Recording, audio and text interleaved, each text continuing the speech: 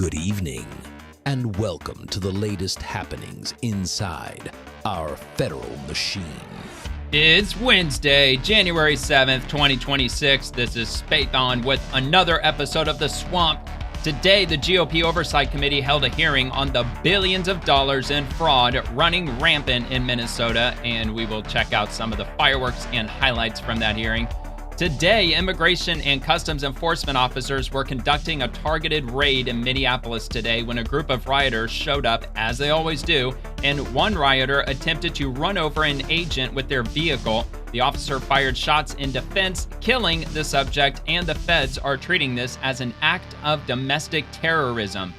Minnesota Governor Tim Waltz is allegedly calling on violent riots to happen in blue cities across America, and he made this announcement on live television. Secretary of Health and Human Services Robert Kennedy announced the biggest federal nutrition policy overhaul in history, even including the official redesign of the food pyramid. HHS's nutrition policy sets the federal standards for Americans over the next 5 years at a minimum. We have updates in the ongoing fallout from Maduro's capture in Venezuela, including upcoming oil policy. According to President Trump, Venezuela will begin purchasing a slew of American-made products with the profits Venezuela will be receiving from the new America-Venezuela oil deal. And early this morning, the U.S. Coast Guard conducted two coordinated operations, boarding an oil tanker in the North Atlantic and another oil tanker near the Caribbean Sea. Both tankers had been transporting oil out of Venezuela, one such tanker actively evading American forces across recent weeks, even changing its flag and painting a new name on its hull. And there's a lot more that happened today, so we're going to dive straight in. And if you enjoyed the video, please give the video a quick like if you get a second, and subscribe to the channel if you enjoy the daily updates. And I might read your comment on the next episode if you decide to drop one below. And every article you'll see in this video will be linked right down there in the description below. And we're going to start right here with Mario Nawfal. I actually missed this yesterday. Well, technically the day before yesterday. Breaking: J.D. Vance home attacker identified as trans daughter of Democrat donor surgeon. The suspect accused of smashing windows at Vice President J.D. Vance's Ohio home has been identified as Julia DeFore, a transgender woman formerly known as William DeFore, and the daughter of two wealthy Democrat donors. Julia, 26, was arrested and charged with multiple counts after allegedly breaking into the Vance family's $1.4 million Cincinnati residence with a hammer. She grew up in luxury in Hyde Park, attended elite private schools, and is the child of William and Catherine DeFore. Both are prominent pediatric doctors who've donated thousands to Democratic causes, including to Kamala Harris and Joe Biden. No motive has been released. What do you think the motive was? I mean, for real, come on. But the suspect has a prior criminal record, including a guilty plea for vandalizing an interior design firm in 2024. The source is the Daily Mail. Just another classic case of a rich, liberal, married couple's child, daughter, son, transgender, who was raised in the lap of luxury. They grew up not ever wanting or needing anything. They got everything that they ever desired, and as a result, living in the lap of luxury, they end up becoming a full-on nihilist, most likely. Not sure if they're a full-on nihilist, but I would not be in the least bit surprised. Too many children of Hollywood actors, the elites. It's just because their parents are rich, successful, entrepreneurs, pioneers, tycoons. Usually their kids end up being the exact opposite. If you're spoiled rotten enough, you just don't give a shit about anything. And I guess that maybe that she just wanted to be included and be an inclusive crowd. And, they just start down that path, that dark path into modern liberalism, modern progressivism. So he's got this follow-up post. Actually, this was his initial post, actually. Man charged after attempted attack on J.D. Vance's home. William DeFore, 26, has been charged after allegedly vandalizing Vice President's J.D. home in Cincinnati. Court records say he smashed 4 residential windows and damaged J.D.'s vehicle before being detained by the Secret Service. Police were called after agents spotted the suspect fleeing the scene shortly after midnight. And a little bit of the arrest report says the suspect was seen walking onto the property and damaging 4 of the victim's residential windows and the victim's vehicle. When advised of his rights, he responded, "I don't know." Source Fox 19 Now. Okay, so spoiled and a brat to boot.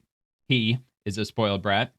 And anyway, so that's pretty much the gist of it. Again, this was a couple of days ago. It's no big shocker. Another transgender acting violent against conservatives, Republicans. J.D. Vance isn't even living in the home at the time. So I don't know if he thought he was just going to get away with it just because J.D. Vance wasn't home.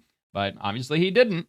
So J.D. Vance confirms attempted break-in at his home. Vance says an individual attempted to break into his home by smashing windows, but no one was injured and his family was not there. He thanked the Secret Service and Cincinnati police for responding quickly. Vance also urged the media to avoid publishing images of his home out of concern for his children. Very good move. J.D. Vance says, as far as I can tell, a crazy person tried to break in by hammering the windows. We weren't even home, and we had already returned to D.C. I'm grateful to the Secret Service and the Cincinnati police for responding quickly. We try to protect our kids as much as possible from the realities of public service. So there you have it. And looks like he's got this follow-up post from J.D. Vance himself. I appreciate everyone's well wishes about the attack at our home. As far as I could tell, a crazy person tried to break in by hammering the windows. I'm grateful to the Secret Service and the Cincinnati police for responding quickly. We weren't even home as we had already returned to D.C. One request to the media: we try to protect our kids as much as possible from the realities of this life of public service. In that light, I am skeptical of the news value of plastering images of our home with holes in the windows. Now, if somebody were, I would say, lucky enough to have been able to get close enough to get a picture of the smashed windows, I mean, they can name their price. They could probably sell that video clip or image for 6 figures, probably, especially to the likes of CNN, MSDNC. And anyway, so there's a few more posts regarding that, but that we got the gist of it. Anyway, I did miss that a couple days ago. I don't typically follow everyday or even prominent X accounts, media influencers, political pundits that are posting just different political content throughout the day. Typically, I follow official government channels or profiles. I mean, I got the YouTube lingo up in my head, but government agencies, politicians, individuals, things like that. So that's probably why I missed this, because evidently nobody except probably J.D. Vance. I just happened to not come across that post the other day, but I guess better late than never.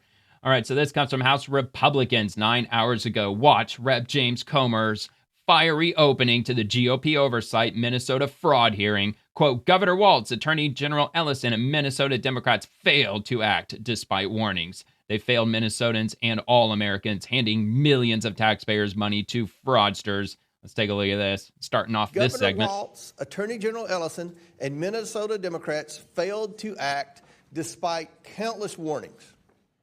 They failed Minnesotans and all Americans, handing millions of taxpayer dollars to fraudsters. Right, they failed children and others in Minnesota. They failed their own state employees, some of whom have come forward as whistleblowers. These whistleblowers have told us that the Waltz administration retaliated against employees who warned and alerted the administration to the fraud occurring within these social services programs. Oh, that's illegal? Oh, that's illegal. Again, dude, I hope they can prove that. Anybody who spoke up or filed something or went through any proper channels to essentially be a whistleblower, they could sue the shit out of that administration and they'll win, because you're not allowed to do that. That's against the law. There's whistleblower protections.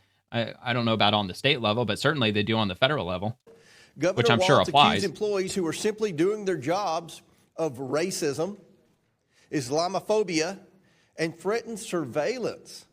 Yeah, everything's identity politics with the Democrats these days. Everything's got to be a race issue no matter what.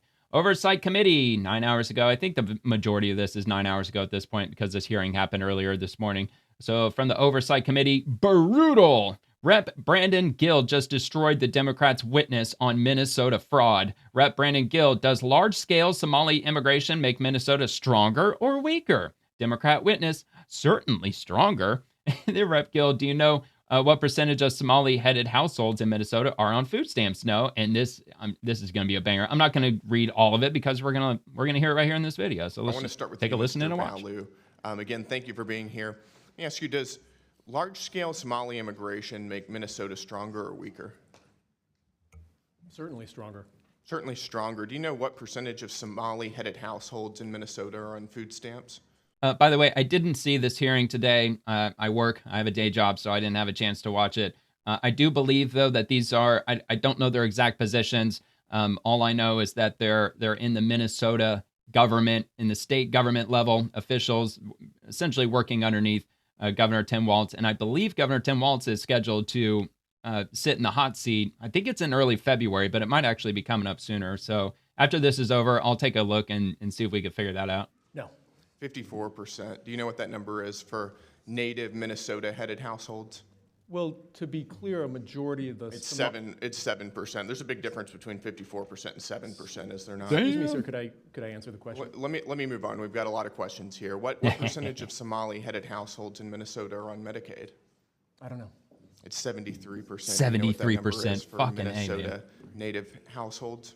Again, you're using the phrase Minnesota native households, but the majority... The number is 18%. That's quite an astounding difference. I think we would agree. Can I answer? You don't like the framing, do you, dude? Democrats play this bullshit all the time, trying to play on emotions, trying to twist words, frame things, gaslighting, sometimes full-on gaslighting. Please? Let me ask you one more, and then we can go on to that. What percentage of Somali-headed households are on welfare in general? I don't know.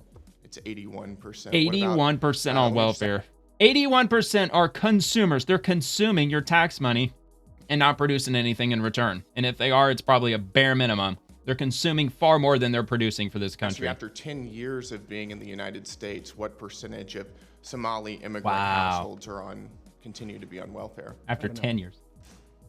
The number is 78%. Wow. So even after 10 years. It took them a decade and they still can't get their shit together. Unbelievable. 78% of No wonder they're all in Somali Minnesota. households continue to be on welfare. Do you know what that number is for native Minnesota-headed households? Again, you're using non-Somali immigrant-headed households. If I can just answer the question, when you're it. using the phrase native Minnesotans, the majority of Somali Minnesotans are as Minnesotan as any of us. They were born in the United States. It's only 8,000 of the 108,000 Somalis. Nevertheless, the welfare usage is astoundingly different. Let me ask you again, does that make Minnesota stronger or weaker? Again, I'm not going to answer that one. The question here. So again, the majority of Somali Minnesotans are born in the United States, as I understand it. Okay. Well, what percentage of Yeah, and also I'm sure the majority of them are under the age of 18, dude. Of working age? You play those games all you want. They're almost all of them are kids. 10 years or more. How many of them speak English very well? I don't know. About half. Of course you don't know. The answer is. Oh, you certainly know that there's a high percentage. Only 6,000 were not actually born in Minnesota or born on American soil. You seem to know plenty about that. How come you don't know the answer to any of these other questions? That seems pretty low, doesn't it? Again, I keep trying to. It doesn't sound like something that makes our. Dude, for you to make the argument that most of them are native born and they can't speak English looks much worse on your part. Why would you try to clear the air on that point? Our country stronger to me, and I think most Americans would agree with me on that. I need to move on. All right, that was a good one, man. That was a good one. I got some more, man. I got quite a few more. I don't have a ton of them, but I've got a few. And after I get through these highlights, I'll actually repost the full video. I've got the full video on this list also. But first, let me go ahead and ask who specifically are these four individuals before we move on to the next one, because they might not actually say. Well, as that pop-up message stated, having technical difficulties on Grok, but that's all right. I just went over to Google AI and asked Google. So who testified before the committee on Minnesota fraud today? The following four witnesses testified before the committee: Kristen Robbins, Minnesota State Representative; Walter Hudson, Minnesota State Representative; and Marion Rarick, Minnesota State Representative; and Brendan Ballou, a former federal prosecutor and former special counsel at the U.S. Department of Justice, who testified as a minority witness. And of course, they went into key details, but I just needed to know the four individuals. When will Tim Walz testify to Congress over Minnesota fraud? It's going to be on February 10th of this year, House Committee on Oversight and Accountability. So definitely mark your calendars for that one. That should be a banger. Okay, so we got that one done, and moving on to RNC research. House Whip Tom Emmer blasts the Walz administration for firing of an official who was set to testify over fraud, and gives a quote, so let's hear him. There was a hearing in the state regarding the fraudulent housing stabilization program, but before that hearing, Governor Walz fired the official who was slated to testify so that they could not testify and expose what was happening under Governor Walz's watch. Yeah, that's Has not Governor illegal. Walz or Attorney General Ellison fired anyone else to your knowledge, Representative? Not to my knowledge, and that was Eric Rumdahl, and his administration believes that he was not fired, but I say he was fired because it was too convenient. Oh my God, dude. Well, we don't give a shit what you believe. We give a shit what the facts are. What are the actual ironclad facts? Okay, unacceptable. Minnesota Democrats created a system that allows people to make a career out of stealing from American taxpayers. This is on House Republicans who shared this. Whatever the actual number is, the full scope of the problem is not just criminal fraud, but a culture of profiting from government programs in perpetuity, not as a safety net, but as an industry. I have personally met and had discussions with folks who identify themselves as consultants for multiple entities accepting government benefits. They have made a career out of showing people how to leverage the gaps in government oversight to maximize benefit payments. Yeah, does that surprise anyone whatsoever? Hell no.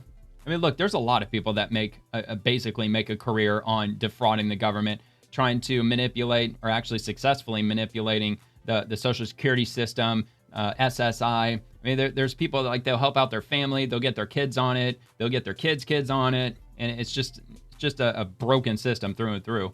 But not for everyone. It's just too many who do that. All right, another one from House Republicans. Watch Tim Walz knew about the fraud in Minnesota from the very beginning and did nothing to stop it. When would you say we concretely knew that widespread welfare fraud was occurring in Minnesota? There have been reports since 2009 from the Office of Legislative Auditor. I would say the credible reports on child care fraud started surfacing 2011 to 2013. So for over a decade? Yes, sir. When do you think Governor Walz knew about this fraud? From the very beginning. Wow, from the very beginning. So I guess my follow-up question would be, were there any arrests for fraud? And if so, how many were arrested for fraud between 2011 and 2013? So I'm not sure if he elaborated on that or not. $9 billion in stolen taxpayer money. Tim Walz and the Democrats allowed the fraud to run rampant by creating a culture that silences those who try to sound the alarm on fraud. Whatever the actual number is, the full scope of the problem is not just criminal fraud, but a culture of profiting from government programs in perpetuity, not as a safety net, but as an industry. I have personally met and had discussions with folks who identify themselves as consultants for multiple entities accepting government benefits. They have made a career Okay, so out we of already showing heard this, people man. how to leverage the gaps in government oversight to maximize benefit payments. Okay, all right. Looks like that might have been a repeat. And let's see, House Republicans, massive fraud exposed. Minnesota State Rep Kristen Robbins joins GOP Oversight and exposes the massive fraud that has taken place in autism centers, sober homes, medical transportation, housing programs. The fraud could be an astronomical $9 billion. I mean, I've heard numbers going up and even over $18 billion. We have now found fraud in multiple Medicaid programs, including autism centers, sober homes, non-emergency medical transportation, integrated community supports, and housing stabilization. Just last month, our committee held a hearing on credible allegations of fraud in two new areas: adult day services and assisted living. First U.S. Attorney Joe Thompson, the leading prosecutor in these cases from the Biden administration and the Trump administration, says the fraud could be an astronomical $9 billion. Good grief. And how many Somalis, non-native born, did he say? Was it like 6,000 or something like that? I'm just going to take the 6,000 number. So if you take 6,000 Somalis and you divide that by, well, $9 billion divided by 6,000 Somalis, you get $1.5 million. So I would say it's quite likely that there's a lot of Somalis that are taking government benefits, that are on welfare in some way, shape, or form, and they're millionaires. I mean, not all of them, but I bet there's quite a few of them who are. But of course, the ones who are probably making the lion's share of the money are the ones that are running all of these centers, these medical centers, daycare centers, sober living facilities. So Gary Palmer, fraud has been happening in Minnesota for over a decade. Governor Tim Walz knew about it and did nothing. GOP Oversight is bringing accountability. This is a bit of a longer one. Ms. Robbins, how long do you think the corrupt activity has been going on in Minnesota? We have whistleblower reports dating back from 2013 or 2014, so through the Dayton administration and the Waltz administration. Over a decade. Okay. Well, she said 2011 at some point. We're just now seeing, having this fully uncovered, and I'm not sure it's fully uncovered yet. Why is it, I mean, you've got an attorney general, you've got a governor who claims to be pure as the driven snow, and you get a lot of snow in Minnesota. Why is it just now coming out? Well, because it's been a failure of the administration, particularly our Office of Management and Budget, who has responsibility constitutionally for this, and they have not been doing their job. But because we were able to create this oversight committee, it's the first time in the history of our legislature we've had an oversight committee. Would you agree that, with this fraud going on over a decade, and basically the lackadaisical or disinterested approach from your government, that's why it's necessary for the Oversight Committee here in Congress to take this up? Would you agree with that? I do. We're grateful for your help because we don't have the resources and we don't have subpoena power and some of the tools that you have. Well, the reason that, one of the reasons that I don't think we need to bring Mississippi in here is because they've been very aggressive in their investigation and prosecution along with the U.S. Attorney's Office. Well, good. And I just want to point that out, Mr. Chairman, that we wouldn't be sitting here today asking the questions that we're having to ask if the governor of Minnesota, Waltz, and the Attorney General and the other people that are responsible for oversight had acted expeditiously in investigating this themselves. Yeah, said they're stonewalling. Well, that's why we're here. Saying there was no fraud. Yes, sir. I appreciate all of you being here. Unbelievably corrupt. The charges and reports of fraudulent autism centers in Minnesota are shocking to me. It's absolutely insane. Your committee's findings in this area, Ms. Robbins, and how these fraudsters were operating? It is really shocking. Well, and look, I got to say something real quick. As far as the amount of money that the federal government has been sending Minnesota for all of these programs, that a sizable portion of funds have been obviously stolen, and yet services must be getting met by the truly needy, God willing at least. If that's the case, then Minnesota doesn't need nearly the amount of money that they've been getting from the federal government because, of course, a sizable portion is falling into the hands of fraudsters. So moving forward, the federal government probably should be sending significantly less than they're currently sending. But I did ask Google AI this real quick. So what percentage of federal funds to Minnesota is estimated to be fraudulently stolen, percentage-wise? Federal prosecutors in Minnesota have issued a preliminary estimate that more than 50% of the roughly $18 billion in federal funds for 14 specific state-administered social services programs since 2018 may have been stolen due to fraud. This translates to an estimated loss of at least $9 billion in taxpayer funds, which I think just by coincidence, that happened to be when Tim Walz became governor, wasn't it? I think it was in 2018 when he became governor. So they're estimating in 14 different state-administered programs, social programs, half of it has been stolen. Unbelievable. Shocking. So there were autism centers that are a Medicaid waiver program, and people were getting paid kickbacks to sign their kids up to participate in the autism center so they could build Medicaid. And these children didn't necessarily have autism. We have substantiated, court documented by the U.S. Attorney how the parents were getting their kids falsely diagnosed with autism. Yep, and I covered that right here on The Swamp. It was a few weeks ago, but I went into the details on exactly that. So that then they could get a kickback to participate in billing Medicaid for autism services. Yep, they absolutely were. Did not have autism. The fraud in terms of money, it's the abuse of children by their parents that has taken place here. And they were able to defraud the EDIBI program millions. Yes, I think we're just at the tip of the iceberg in understanding it. There's been a handful of charges, but we expect more. Mr. Hudson, do you think General Ellison or Governor Waltz was aware of the fraud prior to the exposure that of course he was now? Oh, there's simply no doubt. I mean, again, referring to the exhibit that I submitted with my testimony, 2,500 pages of OLA reports citing all of the red flags and risk factors, and they did not take appropriate action. Why do you think they did that, Mr. Hudson and Ms. Rick? She's about to Probably got a hit her kickback. button, so go ahead. Simple answer. In my opinion, the simplest answer, the most Identity logical politics. answer is that they didn't want to know the answer to the question. Yep, Because the answer incompetence. to the question was going to require them to take action against one of their favorite political But constituents. it's also been alleged Exactly. Against one of their constituents, Ilhan Omar. I'm sure that's who he would name if he were pressed on that. And also, of course, we don't want to appear to be racist. And we also don't want, Somalis to be cast in a negative light for whatever reason. I think most importantly, they just didn't want to look bad. And by them, I mean the state of Minnesota, the Minnesota state government. they may have benefited. Yeah, that has been alleged, and I hope the evidence is entered into the record through investigation and prosecution. Well, it's going to be a thorough investigation. Ms.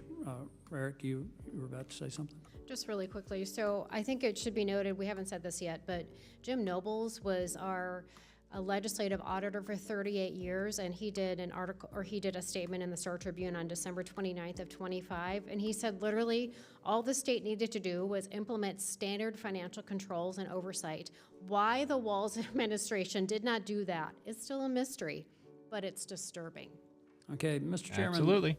I think we just heard full justification for why we're having. just don't want to look We'll have racist. to follow up because clearly They the went state to of appease the Minnesota mob. had, almost The a lack outrage of interest, mob. maybe even an interest in covering it up.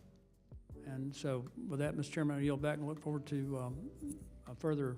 Yeah, and that would probably bring a whole new set of crimes against them. I mean, who knows how many crimes that they at least should be charged with. Let's see if this two-tiered justice system prevails or if they are really held accountable for their crimes, not just actions. So this is from House Republicans 10 hours ago, happening now. GOP oversight. This is the full committee hearing. Let's see how long it is. It's probably, 5 hours and 18 minutes. Well, probably not quite as long because they may have gotten a late start, which, yeah, obviously they did get a late start. Yeah, so of course they're going to have all the opening remarks and everything. So I'm just going to get a rough idea as to when it starts. Stolen. Okay, so about 16 minutes, give or take. All right, let's see if it starts right about here. Maybe I'll just play. Recess at any time.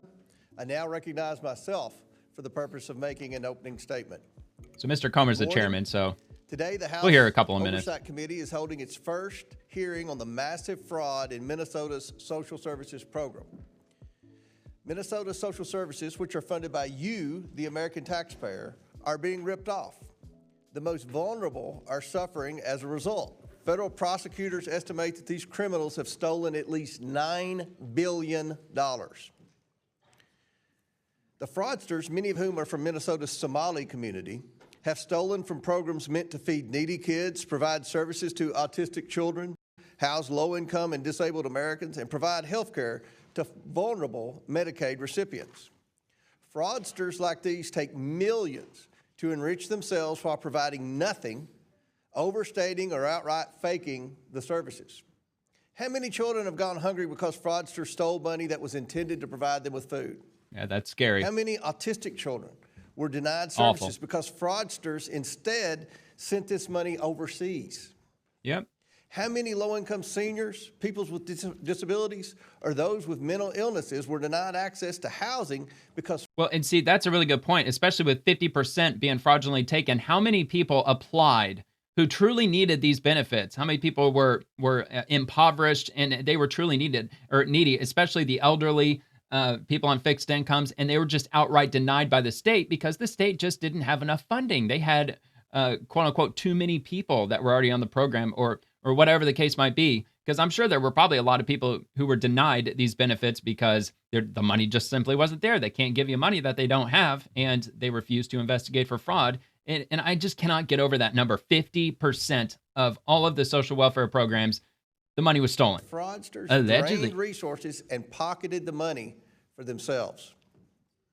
The breadth and depth of this fraud is breathtaking. Well, and also, I'd like to know how much of this money went to Black Lives Matter or other nonprofit, quote-unquote, organizations, activist, leftist organizations, because I'm sure a sizable amount of that money went to those entities also.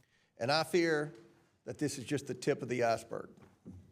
The U.S. Department of Justice is already this ain't the investigating only another state. Minnesota service This is definitely program after happening a in disabled all man blue battling states, I'm drug sure. addiction under the care of a fraudulent full-time provider. And probably red states to some died extent. because of neglect. Nothing like blue states, though. Governor Tim Waltz, Attorney General Keith Ellison, and Minnesota's Democrat leadership have either been asleep at the wheel or complicit in these crimes. How could they allow this massive fraud to go on for years? This is why we're here today. We must expose this theft of taxpayer dollars and hold everybody accountable who let it happen. Today, we're joined by witnesses from Minnesota State House of Representatives who have been fighting this fight for years.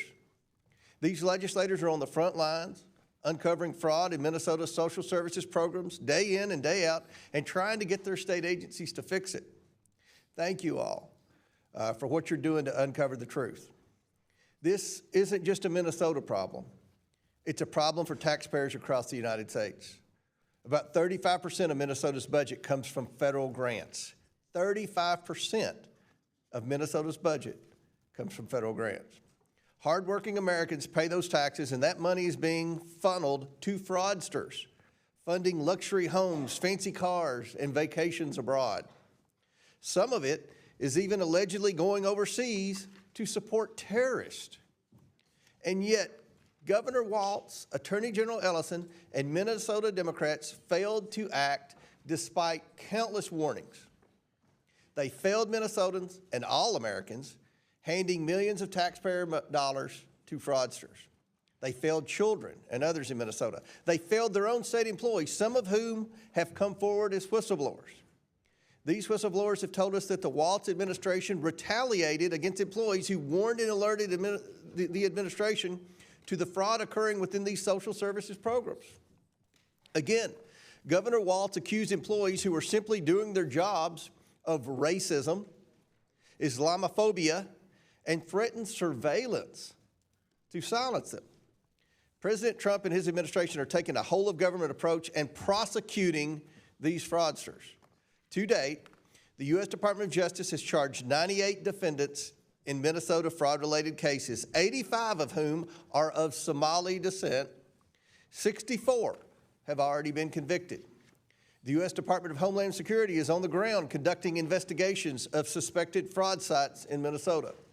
The U.S. Department of Health and Human Services has frozen child care payments and started requiring documentation to prove entities are indeed providing child care. Other federal agencies are halting grant programs, investigating public housing fraud, and strengthening program eligibility requirements. The American people demand jail time for those who stole their hard-earned money and accountability for officials who sat by as resources were drained. Congress must ensure there is change and accountability so this does not happen again. I look forward to hearing from our witnesses today. Americans, thank you all for exposing this critical issue. All right, so I'll cut it there, and I will repost this if you want to check that out. There's a direct link to my profile in the description below. You could also go to House Republicans, House GOP, and it's also over on the Oversight Committee. So does it have, yeah, here we go. So they posted this at 10:08 a.m. today, and I'm sure House Republicans, they post constantly, so it really helps to have the exact time so you could scroll down and get to it, or you could just go straight to my profile. It should be linked almost at the top. Because I don't really repost a whole lot of stuff throughout the day. But anyway, a comment that I made about this probably happening in red states, and by that I mean the fraud. They did mention Louisiana and that they are working aggressively investigating, and I mean, that's going to be the big difference. The red states, they're going to pursue the fraud aggressively, while blue states, they're going to stonewall, deflect, bury their heads in the sand. And at this point, I think the Democrats, they just count on the insane number of scandals happening in our political system just to simply be louder than this scandal, and that it'll just get lost in the noise. These days, it seems like we're getting a Watergate-level scandal on a weekly basis, and most of it comes from Democrats. And congressional Republicans, unfortunately, are not nearly aggressive enough in pursuing these scandals with investigations. I know they announce investigations, and I'm sure there's plenty of investigations happening for all sorts of different scandals that have happened in recent months and years. It just gets lost in the fog of just all the bullshit that we're dealing with on a freaking daily basis. So anyway, Homeland Security, we're going to move on. Today, ICE officers in Minneapolis were conducting targeted operations when rioters began blocking ICE officers, and one of these violent rioters weaponized her vehicle, attempting to run over our law enforcement officers in an attempt to kill them, an act of domestic terrorism. An ICE officer, fearing for his life, the lives of his fellow law enforcement, and the safety of the public, fired defensive shots. He used his training and saved his own life and that of his fellow officers. The alleged perpetrator was hit and is deceased. The ICE officers who were hurt are expected to make full recoveries. This is the direct consequence of constant attacks and demonization of our officers by sanctuary politicians who fuel and encourage rampant assaults on our law enforcement, who are facing a 1,300% increase in assaults against them and an 8,000% increase in death threats. This is an evolving situation, and we will give the public more information as soon as it becomes available. Received 17.8 million views. I'd say that kind of went viral. And I've got some follow-up posts regarding this from RNC Research. Minnesota Democrat Senator Tina Smith says, quote, there is an element of PTSD and shared trauma after a lunatic tried to murder an ICE agent with her car because it happened only a few blocks from where George Floyd was murdered. So let's take a look at this. But it's, as you say, this tragic incident with ICE is really only a few blocks from where George Floyd was murdered just a few years ago. Doesn't have to do with anything. There is an element of kind of almost PTSD and shared trauma that I think the people who live in and around this neighborhood are no doubt experiencing today. And I want to just add my voice to say that in this moment, what we need to do in my community is to come together as community and to practice to fully exercise and use our voices, but to not engage in the kinds of escalatory behavior that led exactly to this terrible tragedy today. Yeah, exactly. Quit with your violent rhetoric. Back the hell off and let federal agents do their damn jobs. Tom Emmer, I pray that every federal law enforcement officer on the ground in Minnesota right now remains safe as they carry out their vital mission. Tim Waltz and Jacob Frey are cowards who are inciting violence to distract from their own failures. It's dangerous. Stay safe. Watch the video pretty close. People need to understand that there is a ICE officer standing directly in front of the car when it starts to accelerate. What the driver was thinking, what was going on, we're going to have to wait and find out as the investigation unfolds. But in the meantime, I pray that every federal agent, every ICE agent, every law enforcement agent is respected and that they are safe. It's sad to hear that one is injured, but I hope that that gets taken care of. Indeed. And then why this happened? Let's talk about why this happened. It's because these politicians like Tim Walz, who prefers to talk about anything but his fraud, Trump's Gestapo. They want anything to distract, and they are inciting violence with their words. They need to sit down and shut up. Watch. Oh, man, good grief. Fox News alert just really cut him off. But yeah, he's absolutely right. They need to knock it off.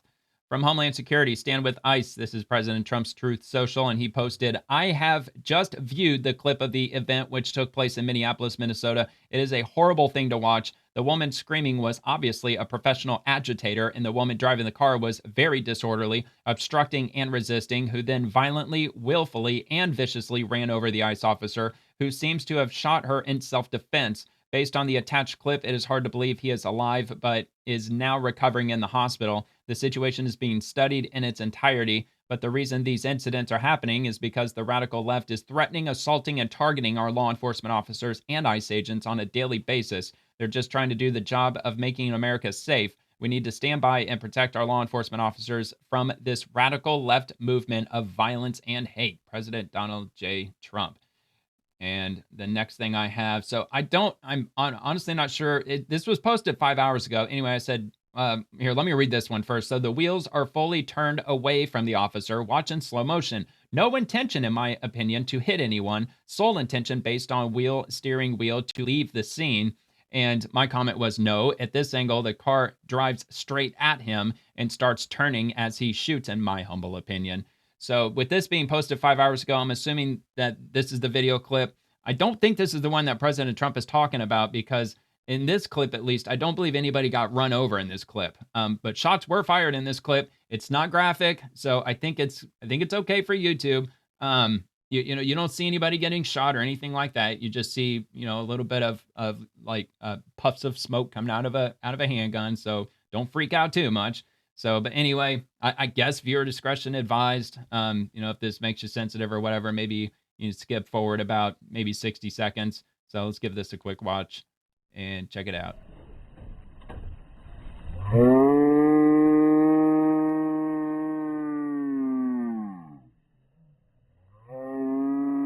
Guy took out his gun, driving straight at him, in my opinion.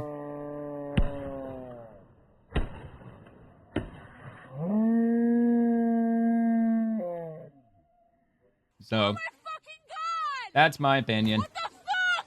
What the fuck? You just fucking, what the? Well, of course, you got the whistleblowing agitators out there.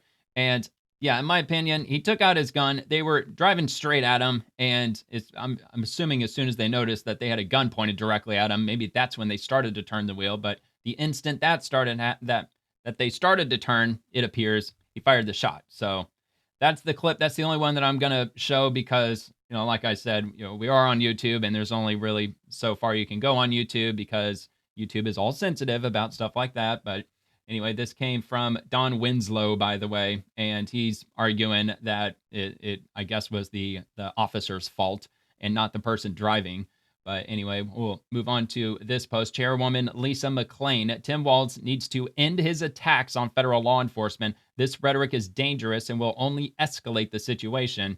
And posted from House Republicans 4 hours ago, Minnesota Governor Tim Walz is calling for dangerous riots against ICE in the following cities: in Portland, Los Angeles, and Chicago, or wherever they're coming next. Public safety, and this is about normalcy. To Americans who are watching this, if you're in Portland or you're in LA or you're in Chicago or you're wherever they're coming next, stand with us. Stand with us against this. Yeah, I mean, look, they know what they're doing. They know what they're saying. Did he specifically call for specific violence? I would say, yeah, based on all the violent rhetoric that's been accumulating over the last, freaking year. Yeah, he absolutely did. Stand with us, us as in like the those who are the rioters, the agitators, those who are obstructing and assaulting law enforcement, trying to run them over with their vehicles.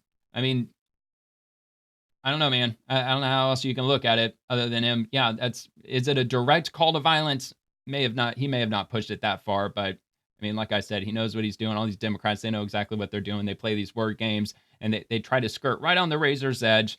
But at the end of the day, he's not calling for cooperation with ICE agents. He's calling for the exact opposite. And obviously that's leading to a lot of violence against federal agents.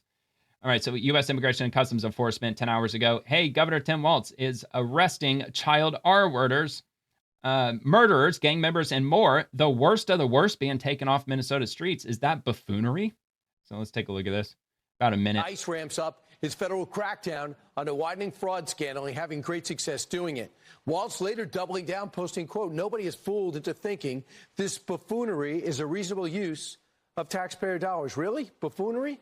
Look, I made a mention of this on yesterday's episode. This video was not just yesterday. This post that he posted was yesterday. This video happened over a week ago. So I'm not sure if Fox News is aware of that. I'm sure they probably reported on this when it first happened because it did go somewhat viral when this happened last week. But there was an illegal immigrant in a library, and the only video that was posted, or that was shared at least, were somewhere around 40, 50 ICE agents and other federal agents, maybe even local law enforcement. Probably not, because this is in Minnesota after all, so I doubt that they're cooperating with the feds. So they apprehend an illegal immigrant, and then they haul him out of the library. They're walking down the stairs, and the door is just here on the left, and they just simply walk out. The guy in the white shirt is the illegal immigrant. Of course, they don't give us a whole lot of context. In my opinion, I doubt this illegal immigrant was just innocently sitting upstairs in the corner of the library reading a book when just an army of these federal agents just swarmed around him. Highly doubt that happened. Most likely what happened was that he led them either in a vehicle chase or on a foot chase, and they chased him into the library. And as they were running after him, they probably put out like an all points bulletin saying, "Hey, we got somebody on foot. We're chasing after him." And he just ran into a library. That probably sounded the big alarm bells for federal agents, because he just ran into a public building where children are present. So that's probably what caused so many of these federal agents to arrive and apprehend him. That's just my own opinion, Todd though. Lyons joins us now, who wants to take this on. Todd, I think you guys have arrested over 1,000 people, mostly all criminals, wanted. Is that buffoonery? Hell yeah, man. Let's go. Bringing Brian, down crime rates in look at Minnesota. What we've done, we've undertaken the largest, not only is it the largest immigration enforcement action ever, but we've in the ISIS history, but it's also the largest criminal enforcement action we've ever taken. Just look at what we arrested yesterday, right? You have somebody from Ecuador, who went to Minnesota to hide in plain sight. He was let in under the last administration's policy in 2022. Yeah, the dude he's talking about from Ecuador, he's wanted for murder in Ecuador and also assault as well. When he entered, even though he was convicted and I think fraud of and a bunch of other shit, kidnapping and strangulation, served 10 years in prison, was wanted for murder. Here he is hiding in plain sight in right there. Minnesota. So right there, Kristen Nelm, she showed up. We're out there doing what we're supposed to do, and we're out there making sure that we're taking these criminally illegal aliens off the street. All right, so that's that, and we'll head on to the next topic from Dr. Oz, CMS Minnesota Medicaid fraud update. So he's going to give us an update as to the Medicaid fraud in Minnesota. At CMS and HHS, we're increasingly worried about the deep rot within Minnesota's Medicaid and social services system, which are supposed to protect the most vulnerable Americans. The more we uncover, the more it becomes clear. It's much worse than we were led to believe. Oh yeah, by 50% stolen. Officials. We'd previously learned that illegal immigrants were still getting care within allegedly state-only Medicaid programs that were actually using federal taxpayer funds. And because of that, we already withheld $1.3 billion from California, Illinois, and yes, Minnesota, which always seems to show up on the list of states with the worst fraud, waste, and abuse. Of course. But this is only the tip of the iceberg for Minnesota. We have an unfortunate announcement for the Waltz administration. They have to admit they were warned. Last month, we instructed the Waltz administration to produce a corrective action plan by the end of the year, which we received late New Year's Eve and found deeply insufficient. We don't want to hear, for example, that your state law doesn't allow you to protect federal taxpayers from Somali fraud. And we want a sense of urgency to fix this, as well as clear milestones to hold Minnesota accountable on progress. Enough is enough.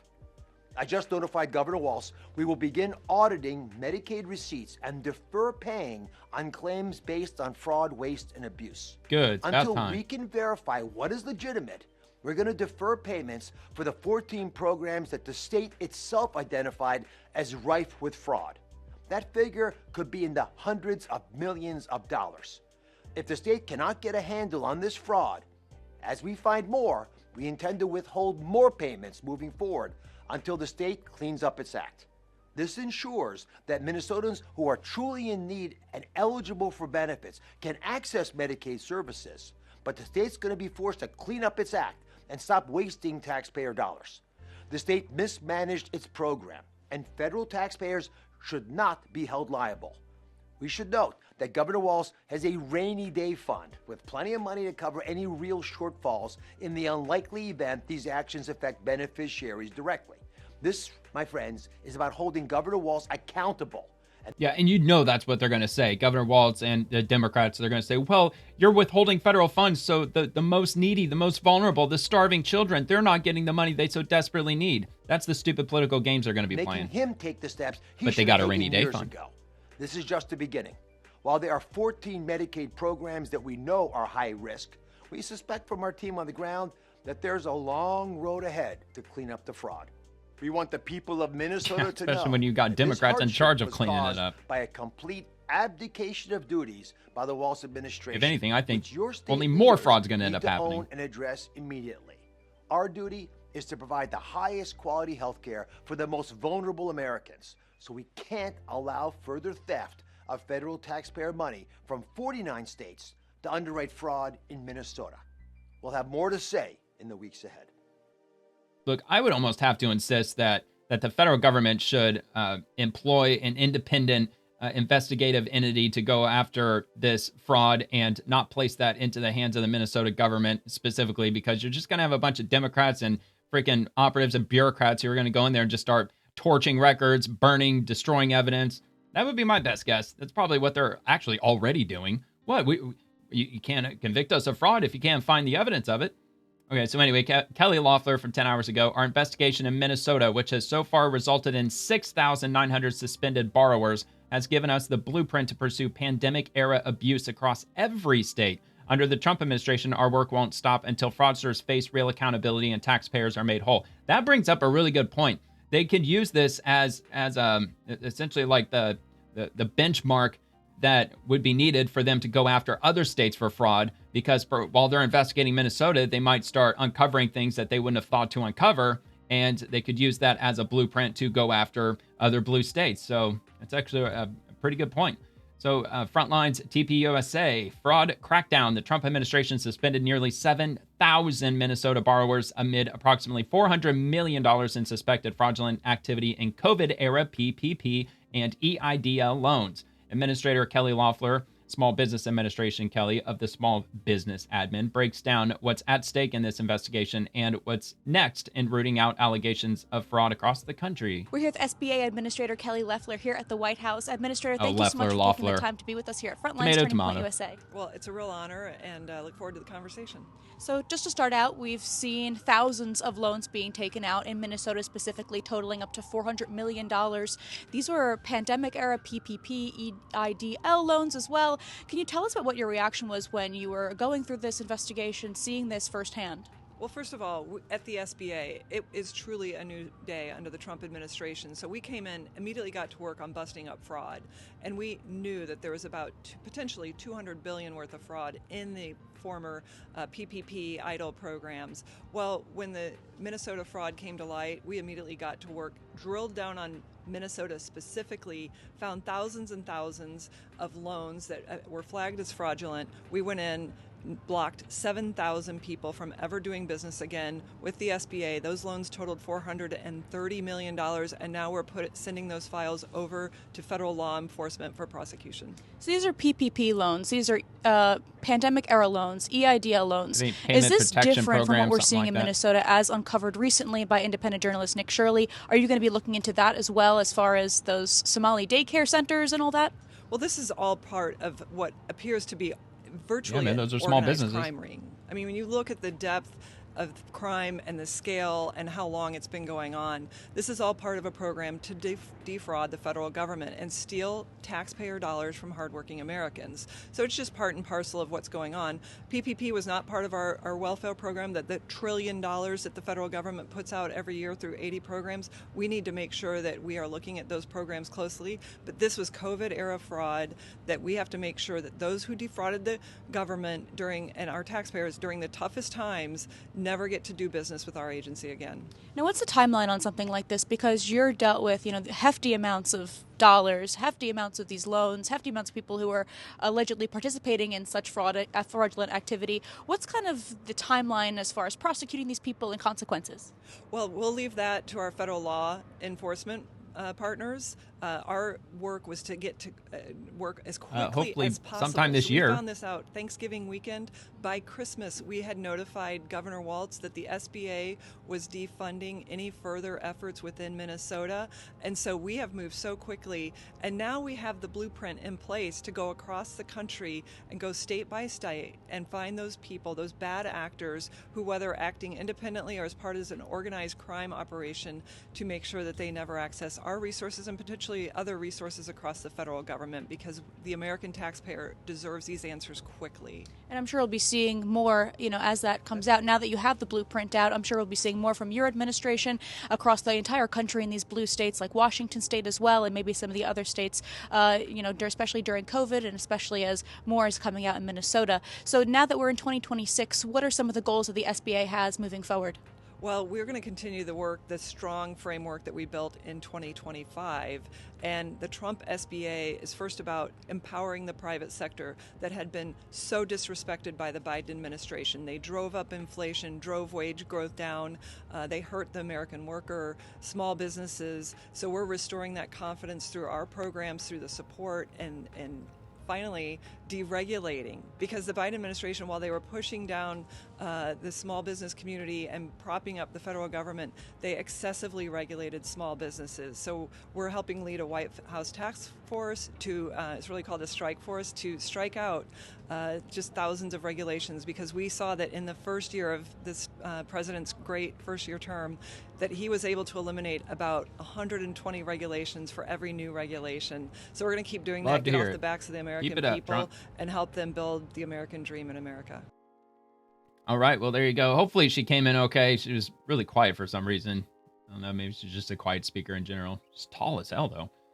All right, so moving on to DOJ spokesperson 47, the official account for the Justice Department Office of Public Affairs, and says AG Pam Bondi dispatches federal prosecutors to Minnesota following Somali fraud allegations. This is going to be on Fox. As soon as it loads, Pam Bondi dispatches federal prosecutors to Minnesota following Somali fraud allegations.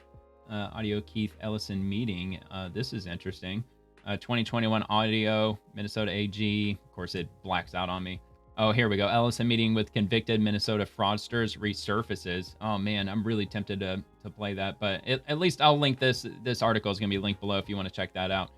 Maybe if I can get through this quickly, I might give that a play. So AG Pam Bondi announced the Justice Department will send additional federal prosecutors to Minnesota amid an expanding fraud investigation tied to Somali-run nonprofit operations. Quote, the Department of Justice is dispatching a team of prosecutors to Minnesota to reinforce our U.S. Attorney's Office and put the perpetrators of this widespread fraud behind bars, Bondi told Fox.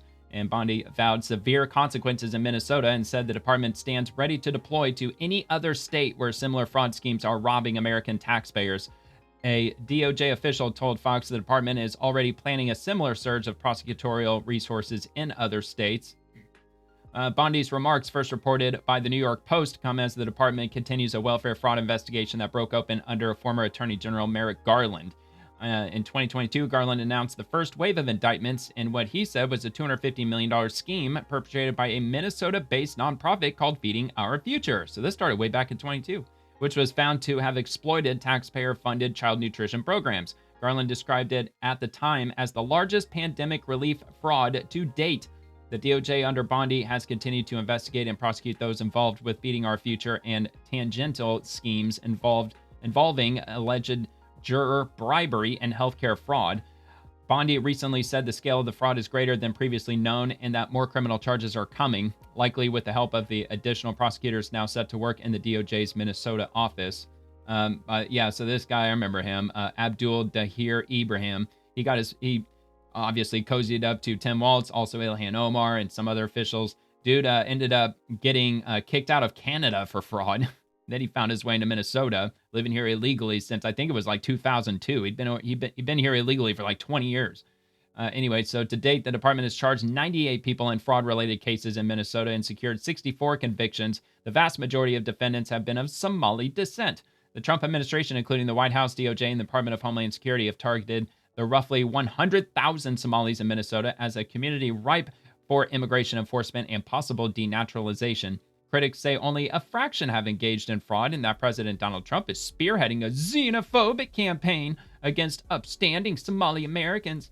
Health and Human Services said this month that it froze billions of dollars in federal funding for child care programs and other social services in 5 Democrat-led states, including Minnesota, while it investigates their use of taxpayer dollars and so on. It continues from there, but again, it'll be linked. So if you miss this is the Quality Learning Center, not the Quality Learning Center, as I'm sure it's on paper documentation. It's LLC probably says Learning Center, but the sign said Learing. Of course, they left out the N in learning. So that was absolutely hilarious. And Nick Shirley, he was the one that blew the lid off of that by making that apparent in his insanely viral video. Of course, since then, I think they put up these private property signs.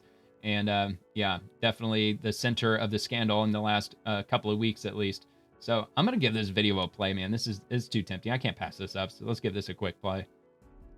If it'll load. It'll decide to load. Come on, Fox News. Happening today, the House Oversight Committee will hold a hearing on the widespread Minnesota fraud scandal. So it comes as the focus shifts to the state attorney general. Alexis McAdams joins us live from Minneapolis with the many details. Alexis. That's right. A lot of details here because really, according to prosecutors, Brian, there's just so much fraud here in the state. Now they're looking at the state's Attorney General, Keith Ellison. Why? Because the state's top cop here in Minnesota was caught in an audio recording behind closed doors meeting with a group of soon-to-be convicted Somali fraudsters. They were asking the Attorney General for help to get more funding. Listen to this. What? The only way we can protect what we have is by inserting ourselves into the political arena, putting our votes where it needs to be, but most importantly, putting our dollars in the right place and supporting candidates that will fight to protect our interests. Wow. That's right. You can only protect our interests when we have your back, and you don't have to worry about who's behind you. All right, anything and else? Also, this group was talking about, as you heard there, supporting his campaign. So Keith Ellison is pushing back on this. He said that he takes fraud seriously. He shared in an op-ed writing this: I took a meeting in good faith with people I didn't know, and some turned out to have done some bad things. Spoken like a true Democrat. Oh, it wasn't my fault. I took nothing from them.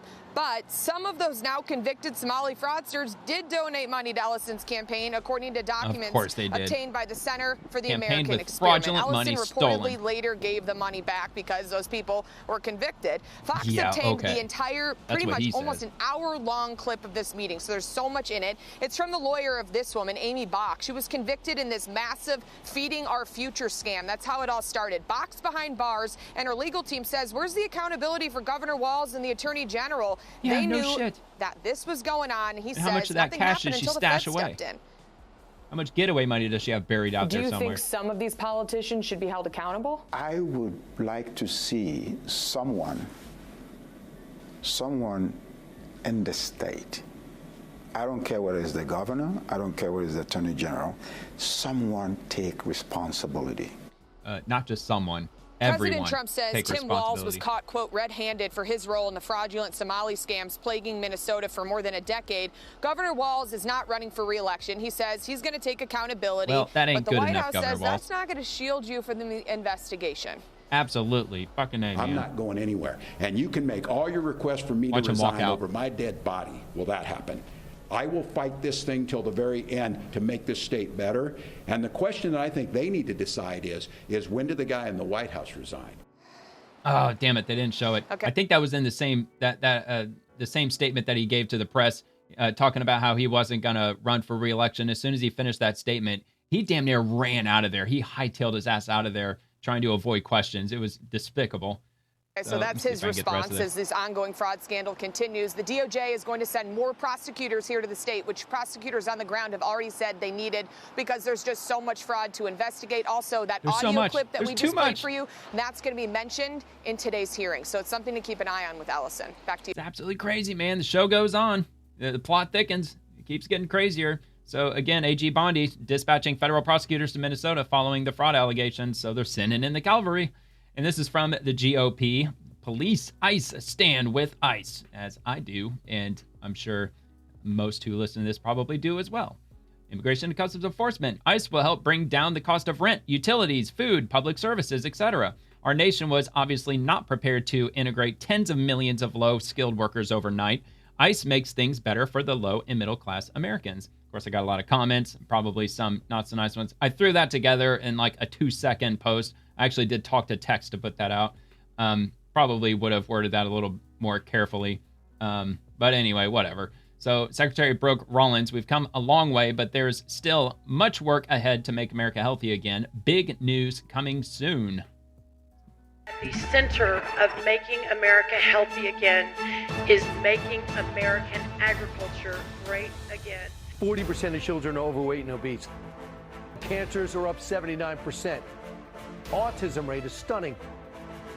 40% of American adults are obese. And it is largely because of our toxic, ultra-processed food system.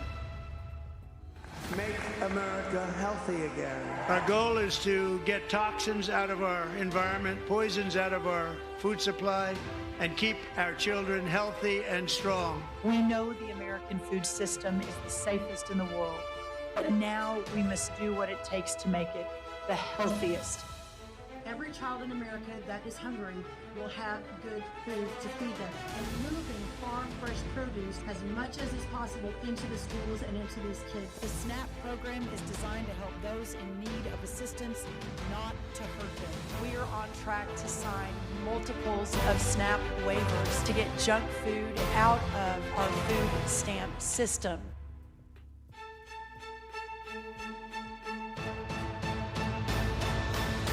Hell yeah, man. Keep them rolling in. I'm glad my state's on there. Rid of the freaking junk food. Huge companies cut out synthetic food Artificial food dyes. Hell yeah. Get rid of that shit too. New day at USDA. Except in West Virginia. Today on regenerative agriculture. Which, by the way, quick comment on West Virginia. What was it? A federal judge? I think it was a federal judge in West Virginia put a stop to the rolling out of the new law that prohibits artificial dyes in foods in West Virginia. It was a state level law, so it might have actually been a state level judge who put a stop to that. It's not a permanent stop. I don't even know the exact reason why that they put a stop to it. Of course, there were rumblings around on social media about how she was in bed with the big food companies or what have you, because those artificial food dye law was supposed to take effect in 2027. So there's still plenty of time for them to work that out and figure all that nonsense out. But with the exception of West Virginia, there's a whole bunch of other states out there that are looking to pass similar, if not the same legislation to get rid of this stupid food dye nonsense. It's American farmers first as part of the solution. These guidelines will prioritize whole, healthy, and nutritious foods. We will make America healthy again, and what an honor it is to be a part of that. Well, thank you, sir.